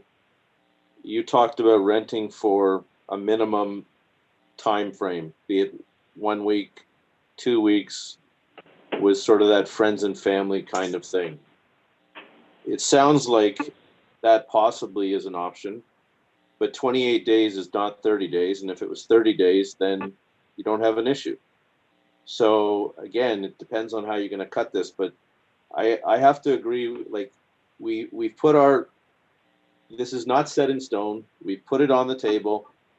We need to see what the reaction is. I think it's safe to say, based on this conversation, it's going to be all over the map. And we may have to come back in September and revisit this to the point where No, we're going to have to regulate it. And I don't think anyone in the township, including the 7 people that are at the table here, are going to want to move into a regulated short-term rental world. Because what that means is that everyone that rents, whether it's friends and family and everyone else, you will be obliged to rent or obliged to comply. Bylaw officers will be hired to go out, sniff around in your garbage, and do everything that happens in Blue Mountain. And that's not, I don't believe, is what we are trying to do here. We are trying to at least get some sanity to this. Right now, it's not, you're not permitted to rent at all on a waterfront property. So this is moving it in a direction that at least it's giving some legitimate, let's say conforming, non-conforming to what's actually happening. I don't think it's going to push it any further underground. But if we don't move forward with this, we're going to be 5 years down the road. We're all going to be out of a job, and it's just going to get kicked down. And we gotta, at some point, we gotta put closure to this. We may not like exactly the way it stands, but we gotta get this out here. We gotta get closure, and if we don't, it's just going to get worse. Thank you. Thank you. Councillor Cole.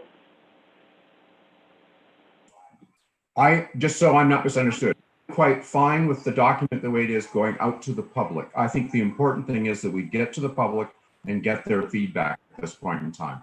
That's where, and then we're going to redo the document in the fall, but we need to put this out to the public and get their feedback. That's all.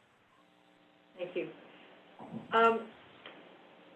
Steve, you may not like to hear this from me, but I think I would appreciate it if you come back in 2 weeks with a more structured way to get it out to the public and a very structured way in which to kind of keep track of the responses with the key issues. And I'm hearing several key issues. One is, can I rent to family and friends, or do I loan it or use it, or whatever that word is? Can I rent for 1 day at a time? Or is there a maximum or a minimum? Must be a week. I don't know, but that is an issue that's coming up repeatedly. Is there advertising or not advertising? So I think we need somehow a little matrix of what all the comments are. It needs to be very structured, and we need to be counting how the comments come in and who they come from. That's what I'm hearing, that we need to start somewhere, but if you could come back with more of a structure of how we're going to publicize this, to whom, and then how we're going to evaluate the public responses, I would feel more comfortable that we've got the right structure. I have one more comment from Councillor Osborne, and then I'd like to move on. Councillor Osborne? Thank you, Mayor. Okay, Council, I think this is, Steve, are you listening? Yes, Director Stone is on the phone, is here. Okay. Steve, you're there? Yes, I am. Thank you. Okay, Council, I believe what we've done on this, and we've had a number of conversations with Leo. We've been back and forth with Steve on this. Coming up, he came up with all kinds of scenarios of what we could do, how we could arrange this. We come to a consensus, and now we're asking Steve to consider public comments at this point in forming our bylaw. Steve could have 10 years of public comments and not be able to come up with a consensus. That's an unfair direction to Steve. Steve, I would like you to just summarize briefly, if you would, where we started on this with Leo Longo, even prior to, when the Dean Curtis thing flared, where we've gone with Leo, what propositions and choices Leo and yourself have given us, what tweaking you've done at the direction of council to get to this point, which should be a vote to proceed with the draft bylaw to present with the public. We can't even agree on the wording in the definitions in here. And we're asking you, the mayor has just asked you to define things that we can't define. Would you mind giving us a brief synopsis front to back as to what you've done and what direction you'll be given, please? Thank you, and I'll shut up. You're muted, Steve. You need to unmute. Thank you, through you, Madam Mayor, to the rest of council. So to be brief about it, so council directed us, the previous council directed staff to examine the issue of short-term cottage rentals back when we had the violation that was occurring on Acorn, 5 Acorn Lane, I believe it is. And as a result of that, we looked at short-term cottage rentals and short-term accommodations, their history throughout the province, and at the time, places like Niagara-on-the-Lake and Blue Mountain were sort of at the forefront of coming up with regulations to control short-term accommodations. And there were the other municipalities, both locally that we canvassed. So, for example, McDougall prohibits theirs. They have bylaw regulations. There were other municipalities that were looking at doing so, for example, push lanes and so on. And what we did is we provided council of the day a report on sort of what other municipalities were doing at the time. And then from there, council directed us to sort of provide those options and do some public consultation. We did notice in the newspaper, advertised that way. We involved the lake associations and solicited comments as well through posting on the website and giving people our email address so that they could send in their comments. And then as a result of that, we presented sort of the findings of that to the council of the day as well. And then subsequent to that, the new council has come in and asked us to sort of pick up the torch on the short-term accommodations, short-term rentals. And where the previous council differs from the current council is that the previous council were actually leaning towards outright prohibition. And this council, at least up until recently, wanted to have an examination more so to limit the commercial operators that we were finding that were obviously running the operation at 5 Acorn. They also ran the one at Duck Lake and the Curtis Cottage, which is over on Portage. And so you also asked us to get Leo involved because he was an expert in short-term accommodation with his work elsewhere in the province, primarily with Blue Mountain. And so he was tasked really to listen to this council and come up with a definition that sort of, shall we say, looked at bringing to bear the commercial operators and the nuisances that they may come, but also listen to council with regards to allowing flexibility for some use of personal cottages to others. So insofar as not allowing them or allowing them to happen, provided they don't end up being termed like the definition is where they're commercialized. So that's where we are right now. And that's sort of an overview of where we've come from. I hope that helps. Thank you, Director Stone. There being no further questions, I think I would like to see a little bit more specifics of how we're going to tabulate results, but I agree with Councillor Moffat and everybody that this isn't set in stone. This is a place to start for public consultation. It needs to be clear.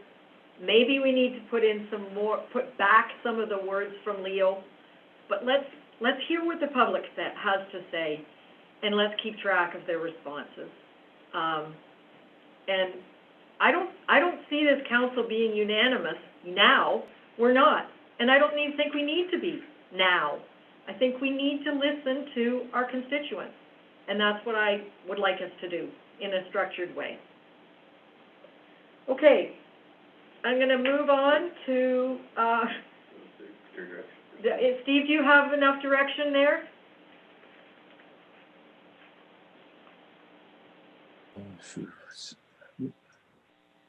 Director Stone, do you have enough direction from it? So, well, as you can see, with the recommendation was next steps taken in regards to the regulation. I think just clearly state that you want to I don't think Craig has a resolution there, but I would simply say that you want to have this come back to the next meeting with public engagement strategy structured, as well as a matrix for analyzing comments, so we can do that. Further to Rod's comments about the use of the word rental, I did find it, and so what we can do is further refine the definitions so that there's no confusion with that rental being in there. So we'll do that for the next meeting as well. Great, thank you very much. Steve, I think I'm going to have you again, this next one, yeah. So this is a motion that as per staff report number DPS-PL-2020-050, process protocol for the telecommunication tower projects in the Township of Seguin, the Council of the Corporation of the Township of Seguin does hereby direct staff to develop a draft process protocol for telecommunication tower projects in the Township of Seguin for council consideration. Can I have a motion by Ward 3? Okay, thank you, Councillor Osborne, and seconded by Ward 4? Seconded. Steve, it's very useful what you gave us on other municipalities. I found it fascinating to see the difference. We have a couple questions for you. First from Councillor Moffat. Thank you, Mayor. Steve, based on what we have in front of us, it appears that we are going down the path of towers and mobile internet as opposed to fiber or other options. Am I correct in making that conclusion? Oh, with regards to the protocols? Yes. Well, the protocols really are to deal with telecommunications. So it's really the structures, in this case, right now, as it would appear that most of the towers that are going up are primarily for mobility services in the area. There is always opportunities to have fiber associated with some of the larger towers. And that can be from the tower to residents, for example, and it also can be interregional in terms of fiber going through utilities along the road, or in the case of along the rail lines as well. And those could then go to towers and then beamed elsewhere in the district. But right now, the protocol really is for the siting of tower installations, which are primarily mobile services by the providers. As a follow-up, should we not have the protocol, though, as wide as possible to allow for what we may or may not be facing? You know, currently, obviously, we had, Bell in today, so that's understandable, but shouldn't the protocol cover off as many bases as possible to be able to move forward depending on what the facts and circumstances are, such that the protocol could have wireless or could have wired, or, Yeah, certainly. Council, rather than have reference to the word wireless, just you could have communication towers, for example, or internet towers, or whatever they might be, but they really are the siting of tower installations as it relates to property owners and the lakes, for example. So. Okay, but I'm sorry, I'm not sure I understand the final answer here. The protocol is going to capture as many options as possible, Steve? In terms of tower installations, is that what you're saying? In terms of moving forward with some sort of internet protocol, it's going to take as many options as possible, not specific to one method. Right. So that would be a deviation from what was originally suggested. And now I sort of I gather where you were going from your email a while back.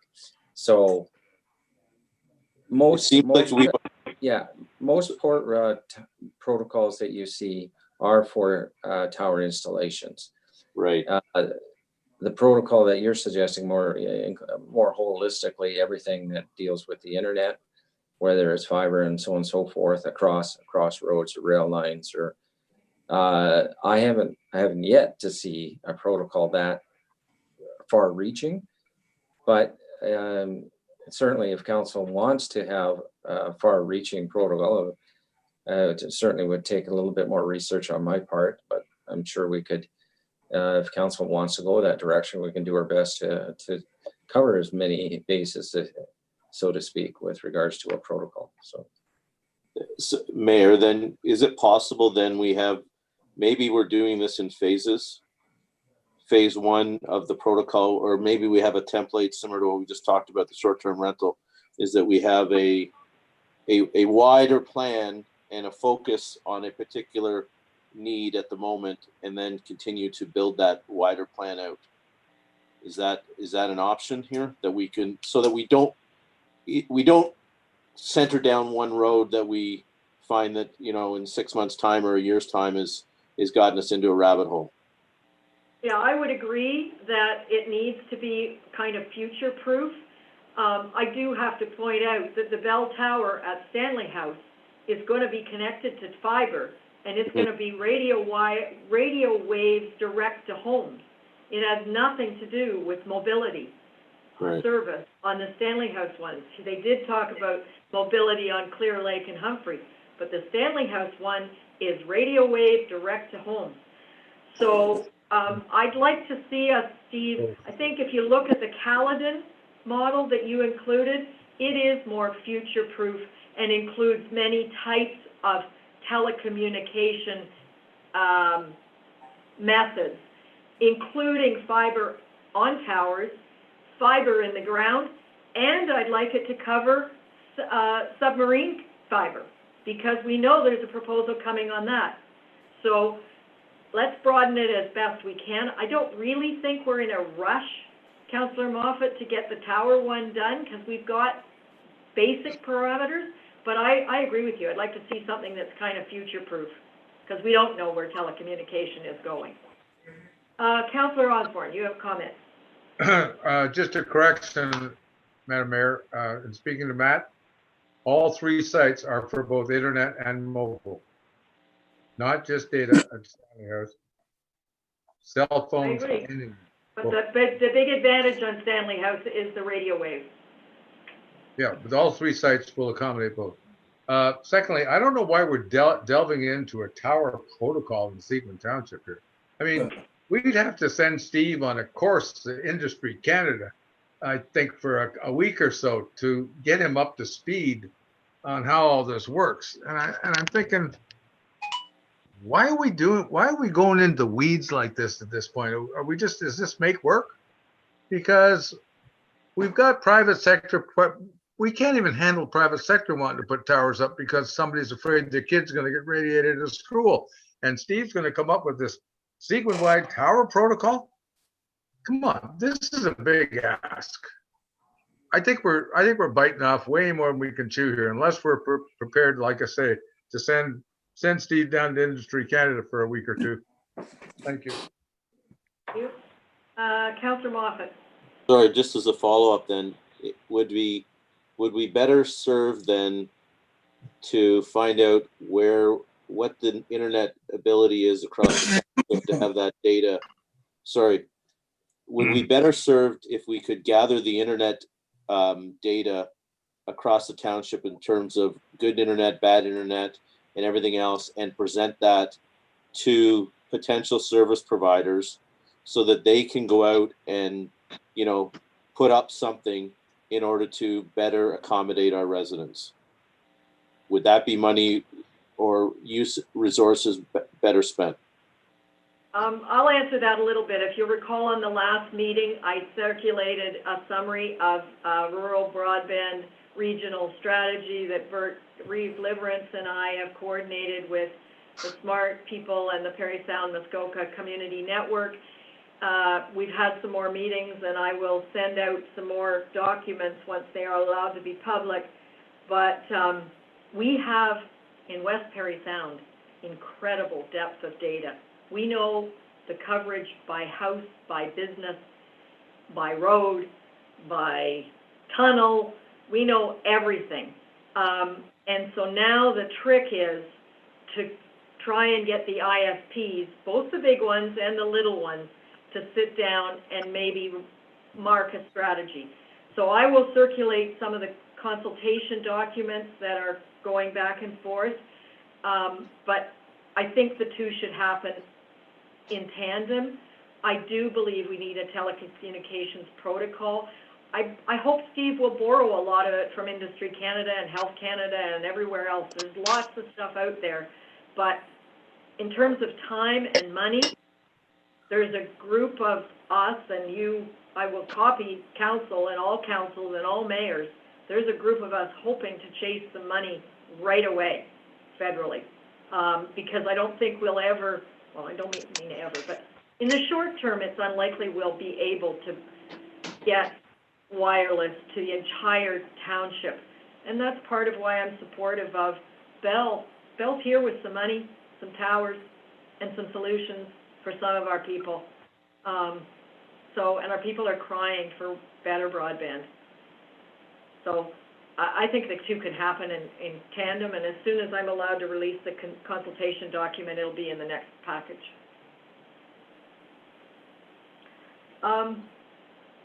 Steve, do you have the direction you need?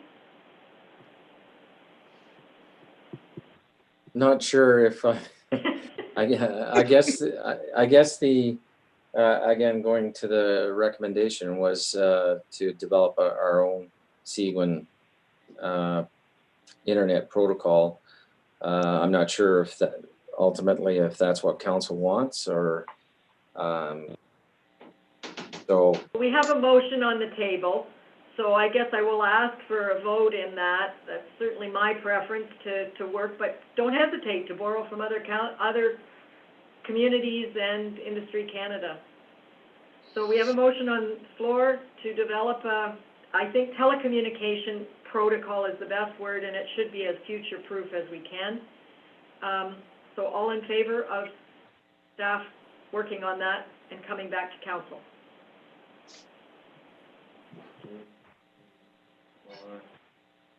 We have five, that's carried.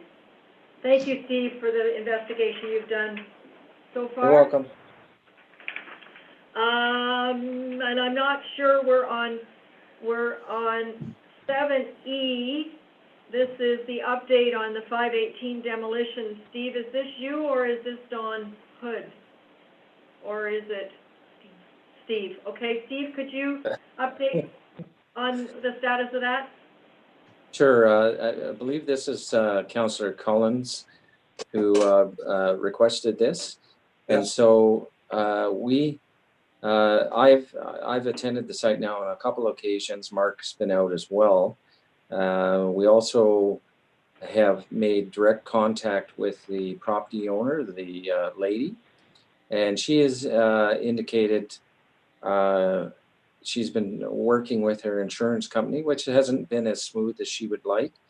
One of the things, though, that we did encourage her to do was to get a demolition permit, which she did. I believe it was a week and a half ago she was in and obtained her building permit. So we're hoping, we also know that she did have Adams Brothers at one point were going to be involved in the site clearing. And because of the weather just after Christmas, they were not able to do the work, but she's hoping that they'll be there soon, although she wasn't able to give us a date on that. So just regards with the demolition permit, like all permits, she has 6 months to act upon that. So again, she seemed to be interested in resolving the issue. And as I said, did take steps to take out a demolition permit. She has that in her possession, and hopefully we'll see some activity this summer in terms of cleaning up the site. Okay, thank you very much. Councillor Collins, you have a question? Yes, Steve, yes. Has there been an official letter from Seguin to her, or has this all just been conversation? It's been conversations over the phone. Certainly, she did come into the office and was spoken to when she picked up her development or her demolition permit. Oh, so she came to Seguin to pick up the Yes. demolition? Yes, Oh, okay. And so there is a time on that. There's a date and time on that. that's right. Okay, good enough. And what is that date? I'm sorry, Steve, what is that date? If you would leave it with me, I'll get Mark to send you the date tomorrow. Okay, great. Thank you very much. Thank you very much, Director Stone. Okay, we're moving into public work. I have a motion that as per the recommendation of the staff report, number PW-RD 2020-009, for the 2020 winter sand strategy, the Council of the Corporation of the Township of Seguin does hereby award winter sand mining from Township of Seguin-owned pits, stacking and transport to Myron Topsoil for the amount of approximately $89,975 plus applicable taxes. Can I have a motion by Ward 5? Okay, thank you. Yes, I so move, Mayor. Thank you. Seconded by Ward 6. Seconded. Thank you. Director Cottage, do you wish to speak to this at all? It's pretty well laid out on the report. It's the same as every year.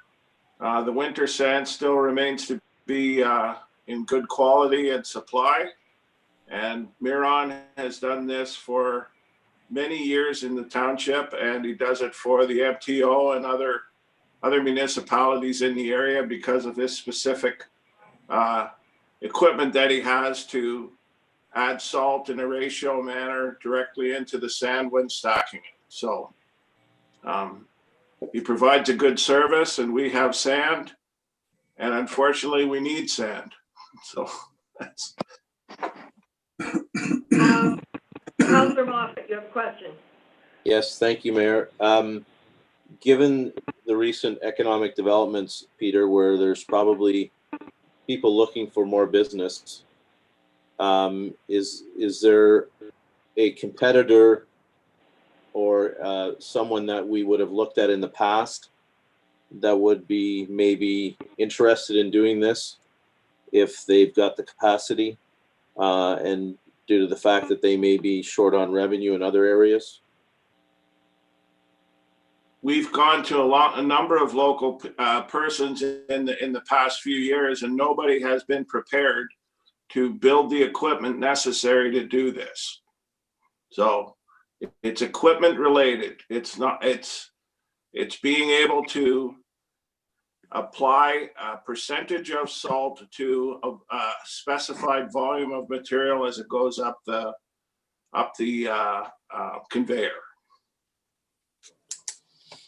Okay, thank you. Councillor Collins. Councillor Collins, you have your hand up. No? Okay. There being no further questions, can I have a vote? All in favor?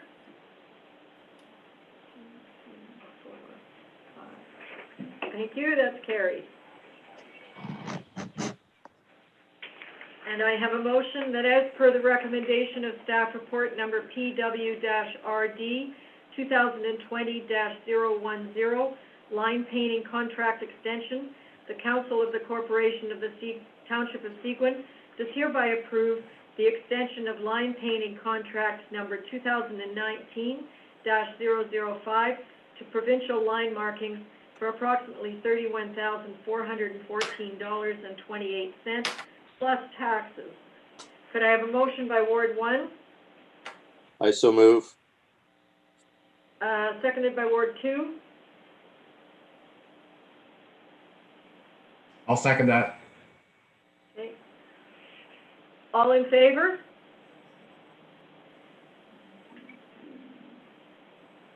Any discussion?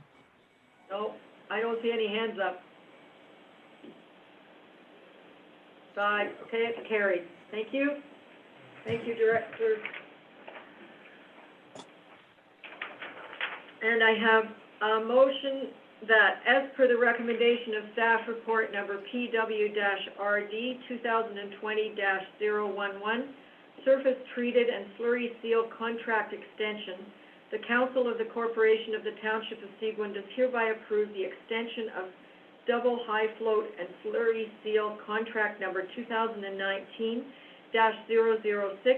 to Duncor Enterprises for approximately $391,742,030 plus taxes. Can I have a motion from Ward 3? I'll move. Thank you.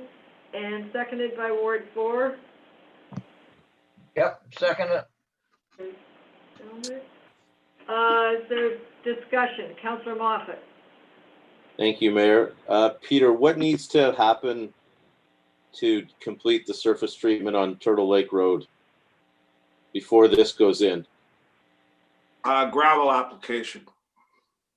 And am I right to say that there's a tender out for gravel application for Turtle Lake Road? Yes, there is. And about a week or so ago, you and I had a conversation where you have, I would say, an outstanding purchase order with a number of quarries in the area. Correct? An outstanding purchase order? Sorry, like an ongoing purchase order to purchase gravel from neighboring quarries in order to, maybe take advantage of locations and construction sites of the quarries. Yes, but this is a large amount of gravel. Okay. For Turtle Lake Road is over $250,000, so it's got to go out to tender. Okay, so we have a quarry reasonably close by, I believe on Turtle Lake Road. Yes. And in the normal course, that would have probably been the quarry that was used? No, not for a volume of material of this size. If we were doing road. It's gone out to tender, Councillor Moffat, so anybody can bid and we'll probably go with the lowest bidder. Okay, so I'm looking at the staff report dated November 18th, 2019, Peter. Okay. And in there was a line item that said donated granular A. Was there an expectation when Turtle Lake was done that there was going to be a donation of granular A associated with this? We're talking about a surface treatment right now. Yeah, but in order to get surface treatment, we need gravel. Correct. So I'm trying to understand the steps that we're going through on the surface treatment. Well, I think it's important to note that when the RFP is replied to, I believe the deadline is Friday, Peter, for the gravel RFP. That will come back to council as a separate item on the purchase of the gravel. Right now, what is on the table is for the Duncor high float and slurry seal. And it's pretty explicit in the staff report. It's an extension of the existing 2019 study. So the gravel will come back to council when we have the reply. It'll be in the report to council will be on June 15th on gravel. So where is the total budget? What are we estimating now for the total budget for Turtle Lake Road, Peter? Do you have any idea? It's in the council report on Turtle Lake Road. The entire budget is clearly written in that, but I don't have that in front of me right now. You're referring? It says budgeted, I believe, by council. Yes, it was approved by council. November 18th was the council report. So about $1 million. Yes. So we're still, this report here still gets, or sorry, this contract and what we're doing here on Turtle Lake still fits us in under the budget? As it is right now, depending on what we get on the gravel, yes. Okay. Thank We've you. already got quotes Oh. from, we already had the quotes and the results from the paving. So all the pieces are fitting together. Councillor Fellner, you have a question? Yeah, I have two questions. My internet started to get unstable again on me. It seems to be about 6:30 every time. What is the phone in number? I was looking around for it in case I get lost. Or get It's on, the phone-in number is on the email that came from Seguin.ca when it said, thank you for registering. Mayor, I can Okay. give it to. Oh, but Councillor Osborne has it if you want to write it down right now. Okay, 1-587-328. 328, yeah. 1099. Thank you, Councillor Osborne. Okay, so why, I guess, Peter, my question for you is why do you want to sole source this without putting it out for tender since there's more than one provider? I can understand perhaps your rationale on the sand. I had a question for you there too, but I forgot to click the right button. But, you know, in this particular case, there's you know, obviously more than one provider for high flow. It's a lot of money. Shouldn't this be going out for tender like you did the gravel? Well, with this particular case, we went out for tender last year for high flow quotes and pricing. And the contract is written in such a way that if the performance was satisfactory, we had an option to go with the same vendor for up to 2 years if the work was satisfactory, and so that's what we've exercised that option. And it was competitively bid in 2019. Correct. I understand that. I didn't see maybe I didn't read it properly. In 2019, there was the. Yeah, no, I guess you didn't explain that in your staff report. I guess that's the reason why I had to ask that Yes, it question. says it's an extension of the 2019. Yeah, no, I understand. The contract contains a clause. Okay, yeah, fair enough. Okay, good enough. Thank you. Okay. Councillor Osborne, do you have a question? Yes, Mayor. So on that same report, Peter, I understand that there is a clause that allows an extension of the contract. And yes. I'm assuming that this 548 per square meter for double service high float is a good price. However, how would we know that? And I realize we got the extension and we can hold them to that extension. But as Councillor Fellner kind of brought up there, how do we know without going out for another price if that is still in fact competitive on high float this year?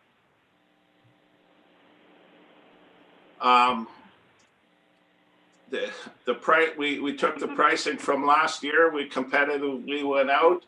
The pricing from Duncor was significantly better than any of the other bids, and therefore we exercised the contract extension. Oh, okay. It's only a year old.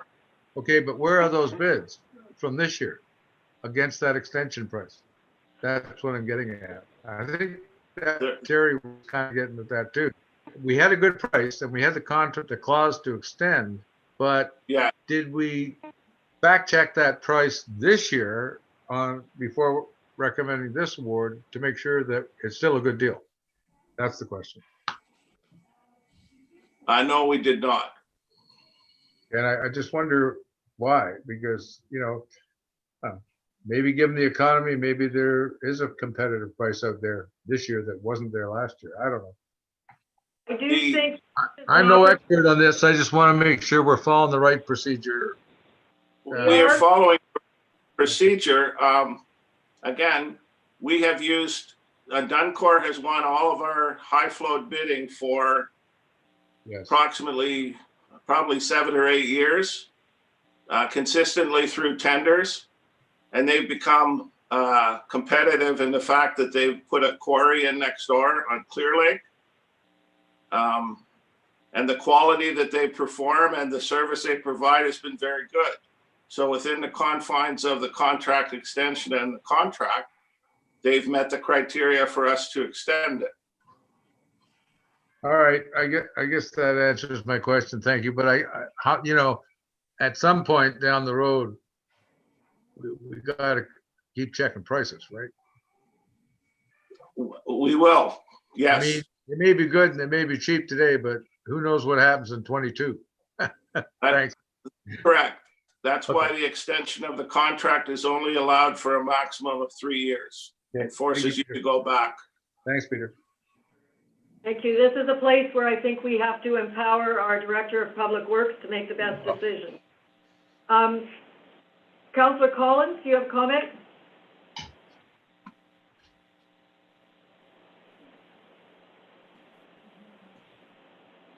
Yes, I do. Thank you, Peter.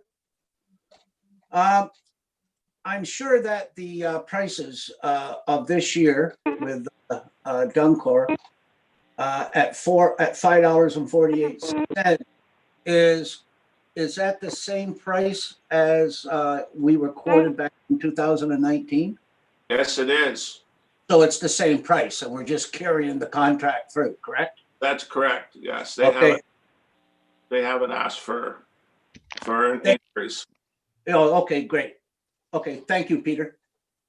Councillor Feller, you have another question? Yeah, just one comment. I mean, you know, the difference between 19 and now is the price of oil is significantly less than it was last year. So, you know, typically this type of service, the rates slide up and down with the price of oil, which is a major component in this type of product. So I'm just wondering, even though you have the option to renew, whether it would be fact be better based on the significant change in the oil market to tender it again. That's You know, my comment. We have a motion on the floor. We've heard the comments from everybody. Could I have a vote of all those in favor of approving the motion, please? 2, 3, 4. Okay, we have 4. That's carried. Thank you.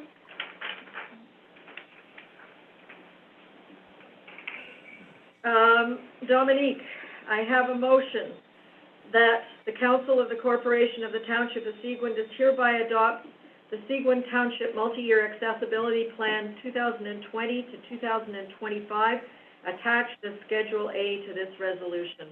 And I will issue that. I'd like Dominique to speak to it, but I think it's a very impressive and comprehensive plan. You've thought of things I never, ever would have. Yeah. So Dominique, do you want to talk a little bit about this? Sure.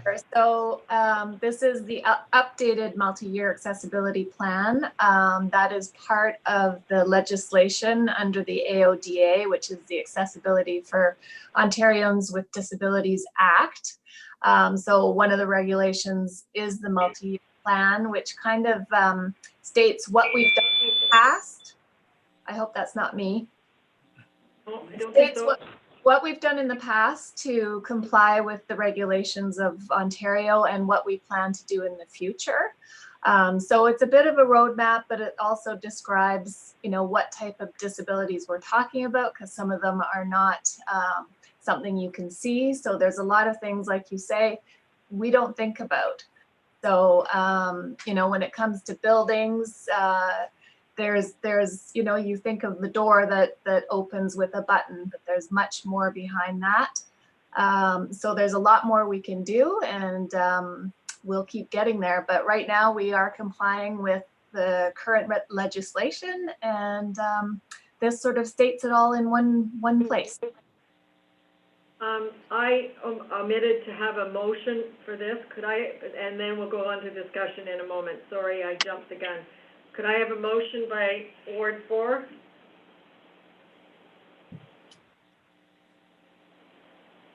No? Okay, could I have a motion by Ward 5 to receive this? Thank you. Oh, you can, I'll give you a motion. Too late, sorry. Well, you were. Seconded by Ward 6. Seconded. Thank you. Okay, I have Councillor Osborne first, and then Moffat, and then Fellner. Good evening, Dominic. Hello.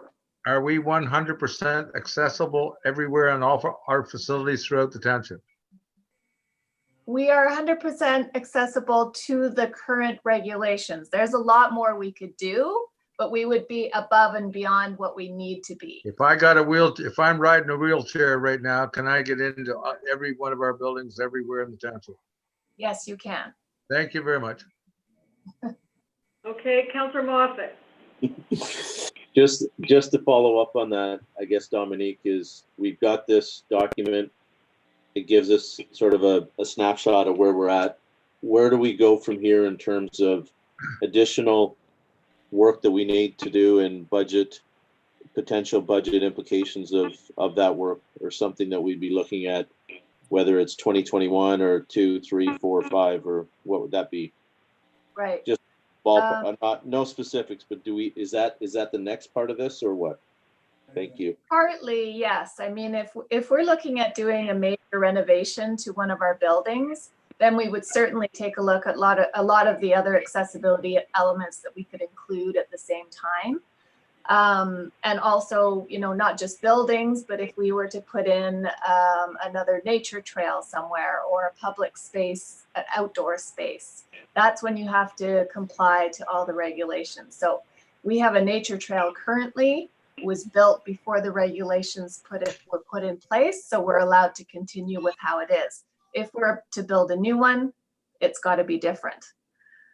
So every year we're going to look at what we can do. There are things, you know, it doesn't have to be a major renovation to still move forward with things we can do in our washrooms. Can we go with, you know, hands-free sinks and dryers and things like that?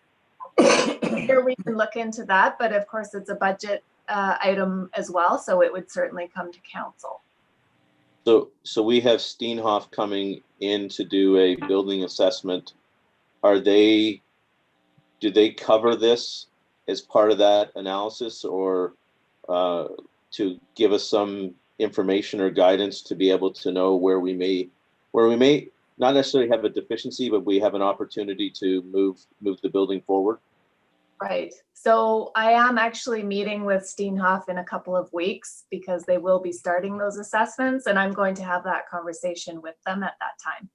Okay, thank you. You're welcome. Councillor Fellner. Yeah, I think that all my questions were just both answered there from Daryl and Rod, but good report. Thanks. Thank you. Thank you, Dominique. All in favor of receiving this report? Thank you.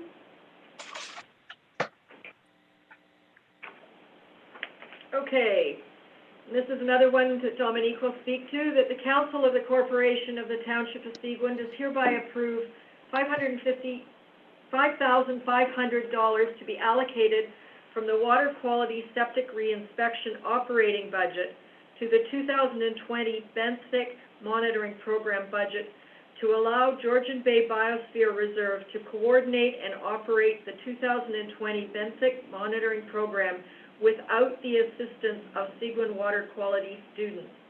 Could I have a motion from Ward 6? I so move. Thank you. Seconded by Ward 1? I second it. Thank you. And Dominique, do you want to speak to this and explain why this is happening this way? Sure. So this is the main point, is that we are 2 students shy of having our program that we thought we would have. So when we made the decision to cancel our water quality program, that was a big part of this year's program to start the benthic and help Georgian Bay Biosphere Reserve with the data collection, not only the data collection, but with reporting and things like that. So not having them around, we thought we might have to cancel the program altogether. Georgian Bay Biosphere said that they could continue the program. They had the staff to do it.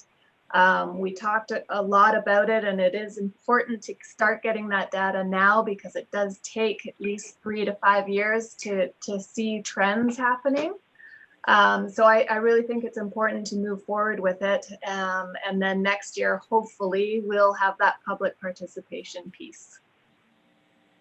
Thank you. Councillor Osborne. You're on mute, Councillor.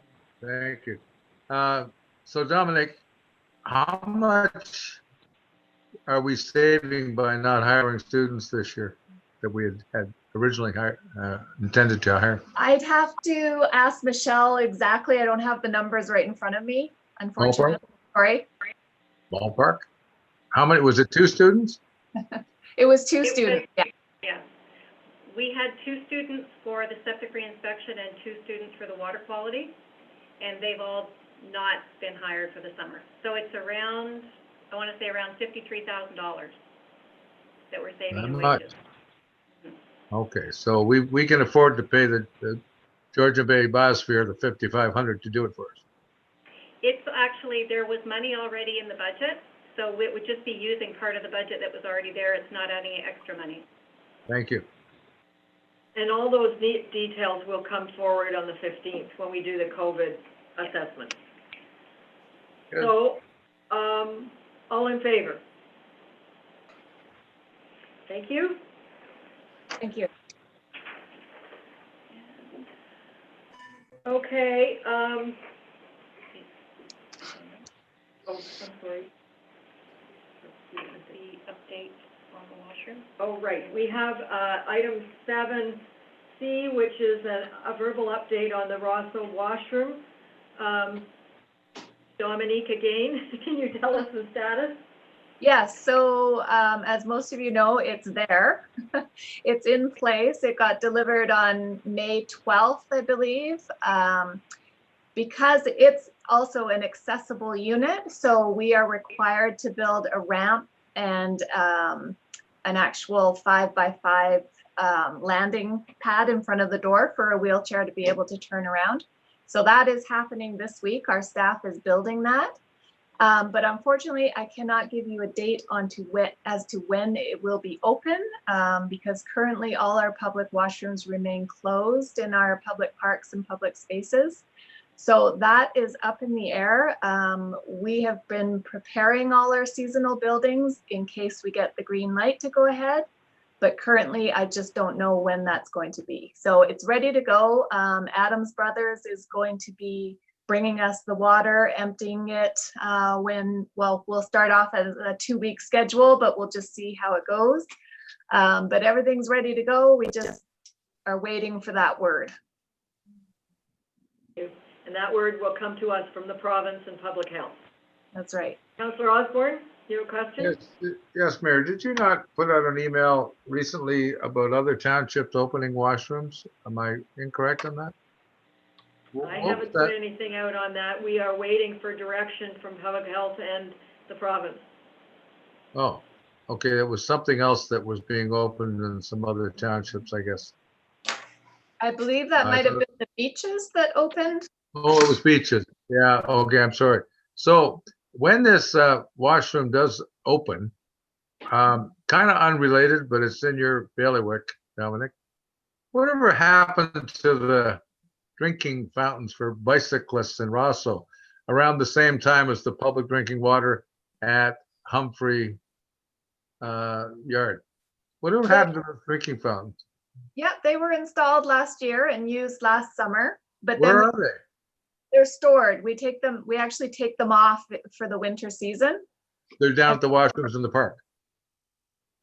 Usually we store them in the field house in Rosso, but we haven't put them back because we don't want to encourage people to use them right now. But as soon as we get the green light, we'll be installing those. Okay, so where do they go? At the field house or at the washroom at the park? There's one at the washroom at the park, so Veterans Park, right by the Rosso Memorial Hall, and one is right down by the Rosso Waterfront Building. Thank you. You're welcome. Thank you very much, Dominique. I know it's a changing world out there as we wait for instructions. So, thank you. Thanks. We'll move on to business. We have a motion that Council of the Corporation of the Township of Seguin does hereby authorize the following members of Council to attend Canada's Rural and Remote Broadband Virtual Conference 2020, being held on June 8th and 9th, 2020. Reimbursement of expenses will be as per Township policy. Could I have a motion from Ward 2? So move. Seconded by Ward 3. Seconded. Thank you. I would like to attend this conference, which is next week. I don't know how it's gonna be interesting to learn what a virtual conference is. Are there other councillors that would like to attend? Councillor Cole? Okay. So I put the names down here. Okay.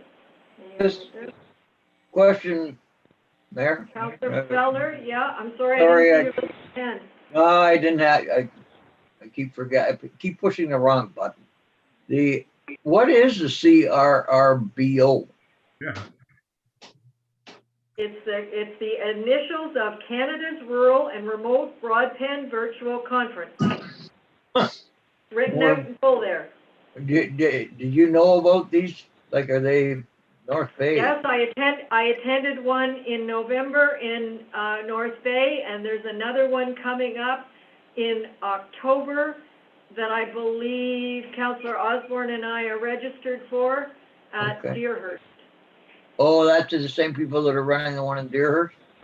Yep, and these are the people and many mayors and councillors from rural municipalities that, as well as learning, we lobby for better rural internet throughout Canada.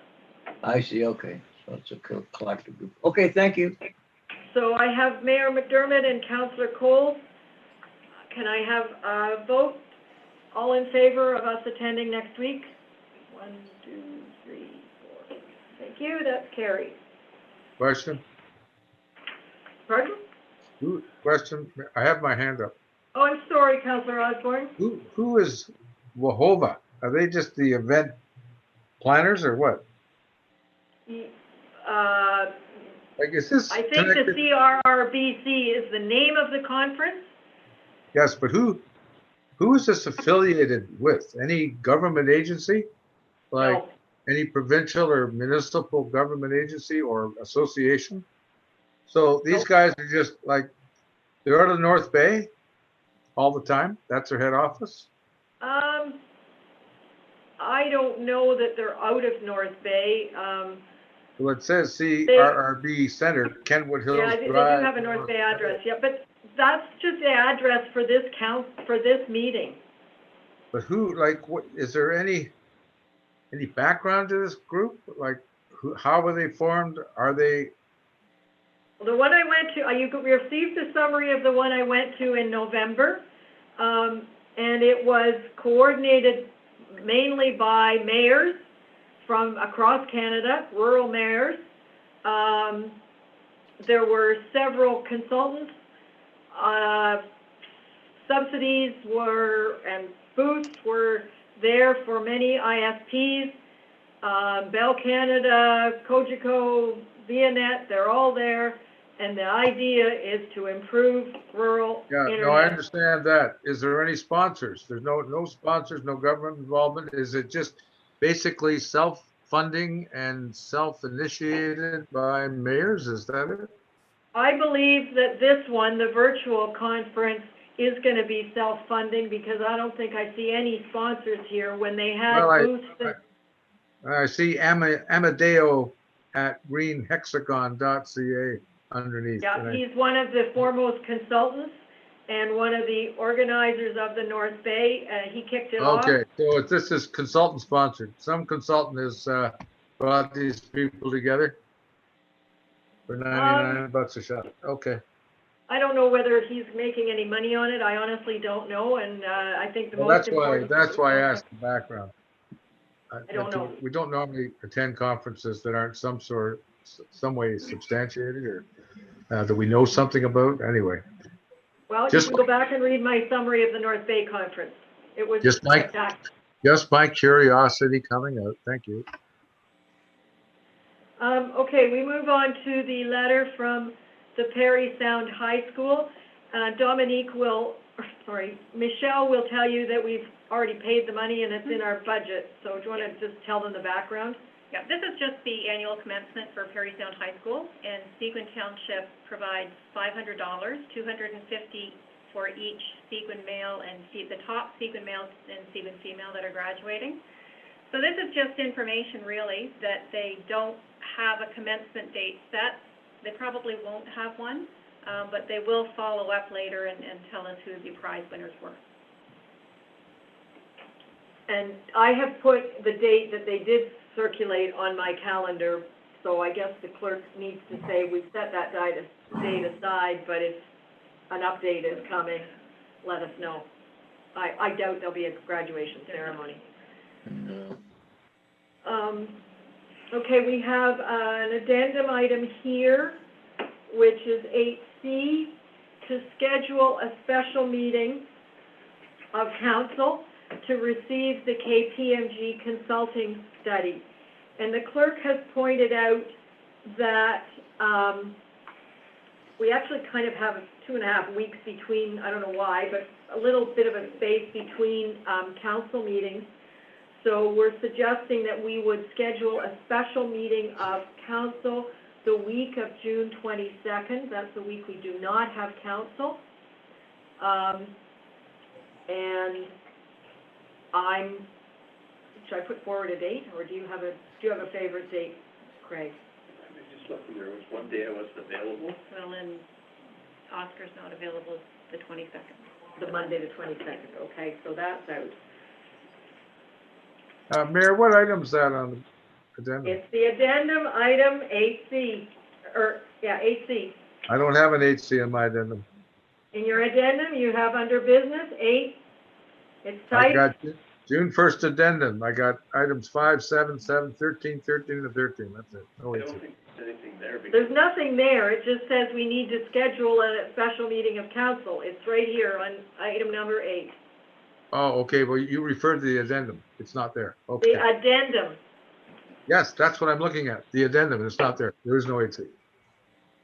So I'm waiting for the clerk to suggest the best date. We can't do it on the Monday. Is there any day that other people cannot do it? And I would suggest it needs to be in office hours to accommodate Oscar. 23rd or Do we, Mayor, Wednesday, June 23rd. Tuesday. Oh, sorry. Tuesday, June 23rd. Should we say 10 a.m.? Is that acceptable to everybody? how long is this meeting, Mayor?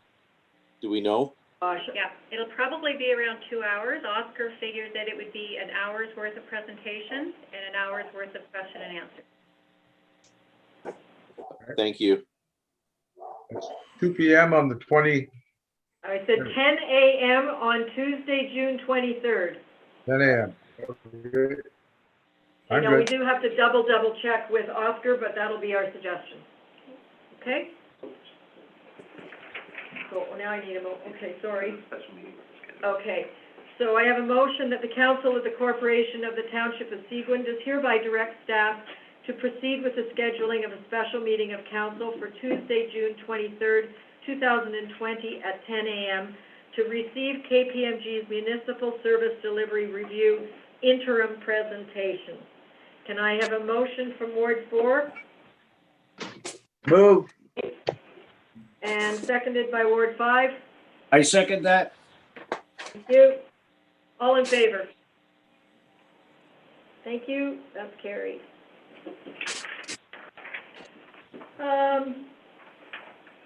I have a motion here that Michelle will speak to, that bylaw number 2020-052, being a bylaw to write off taxes on properties in the Township of Seguin, is hereby deemed to have been read a first, second, and third time and passed and enacted by council. Can I have a motion by Ward 6? I so move. Thank you. Seconded by Ward 1. I second that. All in favor? Thank you. That's carried. Council reports. I'm going to start at Ward 1, if I can, please. All right. Series of meetings with regards to board positions, museum, park to park, West Prairie Sound Area Active Transportation Committee, Muskoka Watershed Council has gotten into the Zoom meeting, so that was a new one, and a number of calls and discussions with residents in terms of a couple of things, mainly on the COVID-19 and what the people are somewhat tired. They were very pleased to see the beaches opened, especially after some hot last week. But they're looking for some positive stories was the message that I got. Some instead of just sort of reporting the news, if we could report some good news or some positive stuff. People are looking for that in the content, and I did have a chance to speak to JJ, and I understand that her and others are working on trying to bring the virtual stuff forward and just some more positive moving forward, as opposed to just sort of the brain drain of COVID-19, stats and stuff like that. What can't be done, what you can't do versus what can be done and stuff. So that's all I have with regards to. Oh, well, on the park to park, I will say that it's taken a significant amount of time, but we are moving in a positive direction on things. We had our first governance meeting last week, and we've got a terms of reference. We've got a number of people reviewing documents. We have another follow-up meeting later in June. I'm just looking at my calendar.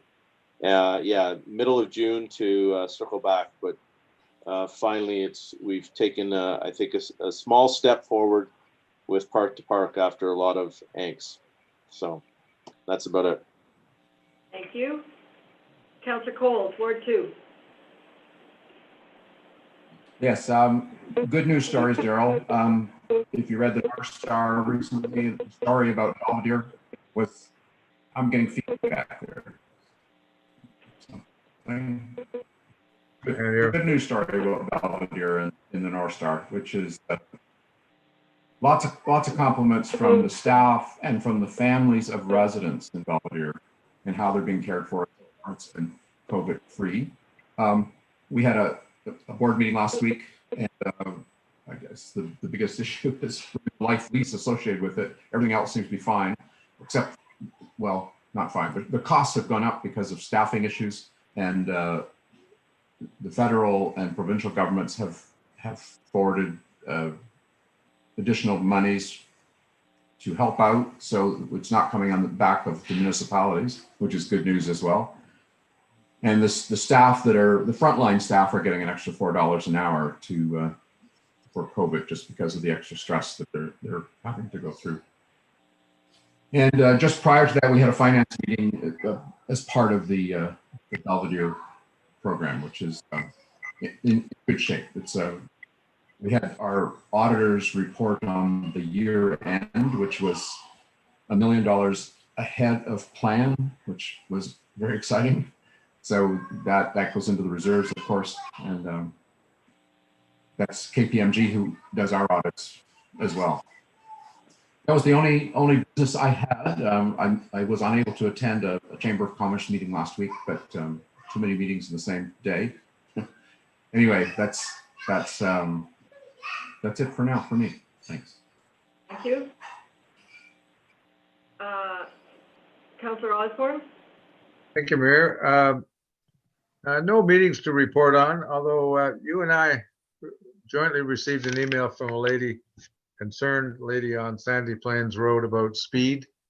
Again, she referred to the slow signs and the other signage. We're pretty much over signed for slowing down on that road.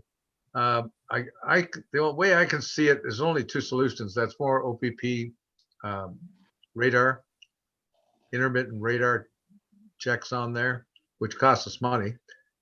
Or there is another alternative, and I've noticed in a number of other municipalities, they're in more frequent use than ever. They're a solar-powered speed sign that flashes one color when you're over the speed limit and another color when you're within the speed limit.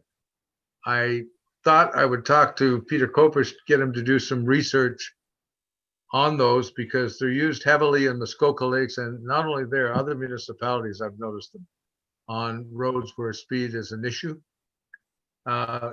I'm not sure if it's something you can roll around, or the ones I've seen are fixed on posts down 632. But I have discussed it with Director Cottage, and he is going to find out the cost not only of buying, but potentially leasing those. Okay, and there may be one hotspot, more than one hotspot that we could look at if the price is right. Anyway, that's all I have to report. Just it's an issue. People are rushing to the store for their case of beer.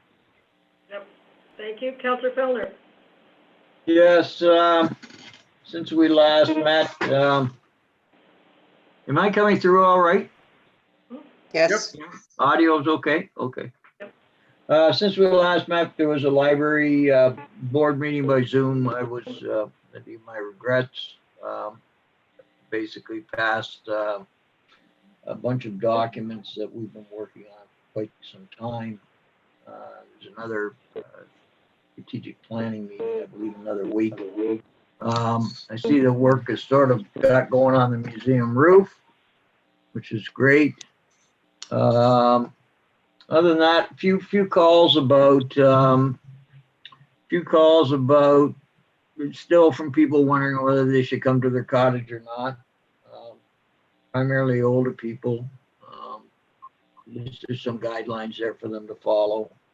You know, a couple of calls on the rental thing recently. Other than that, pretty quiet. Councillor Collins? Yes, Mayor. The number of calls I'm receiving now about campfires and boat ramp openings have diminished. All I have to say is Ward 5 is in great shape right now, and I got nothing to report at this time, other than the fact that we're in great shape. You? Councillor Vincent?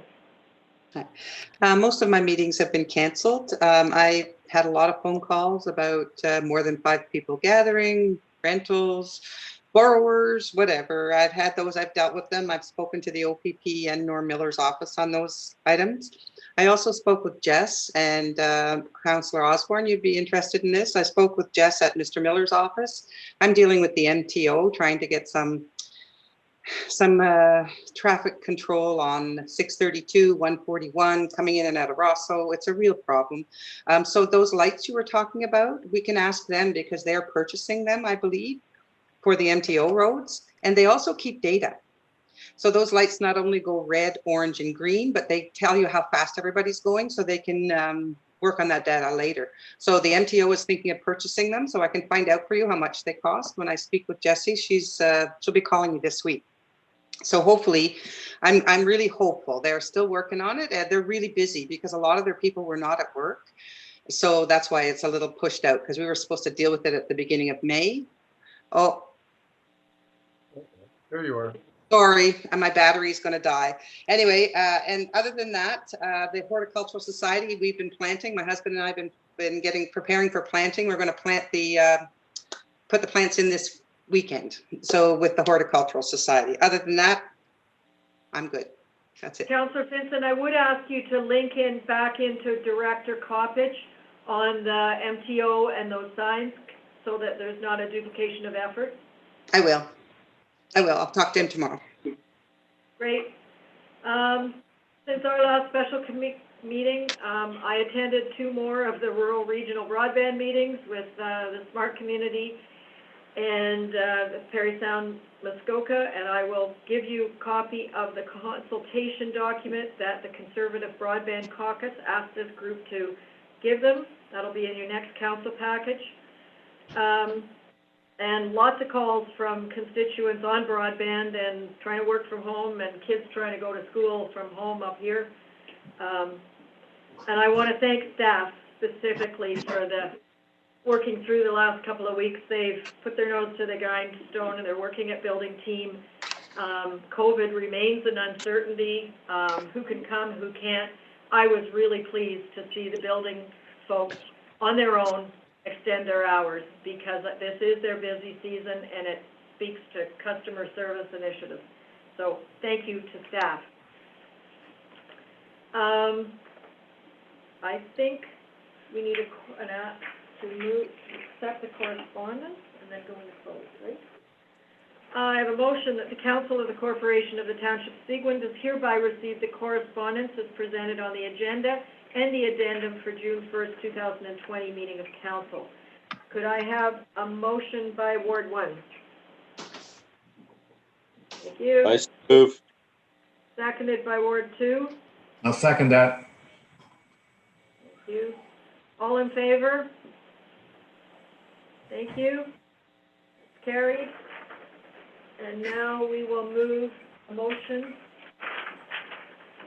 that the Council of the Corporation of the Township of Seguin does hereby proceed to a closed meeting at 7:20 p.m. in order to address matters pertaining to personal matters about identifiable individuals, including municipal or local board employees, labor relations or employee negotiations, and litigation or potential litigation, including matters before an administrative tribunal affecting the municipality or local board. Can I have a motion by Ward 3? So moved. Seconded by Ward 4. Thank you. Seconded. All in favor of moving into closed? Thank you, and that's carried.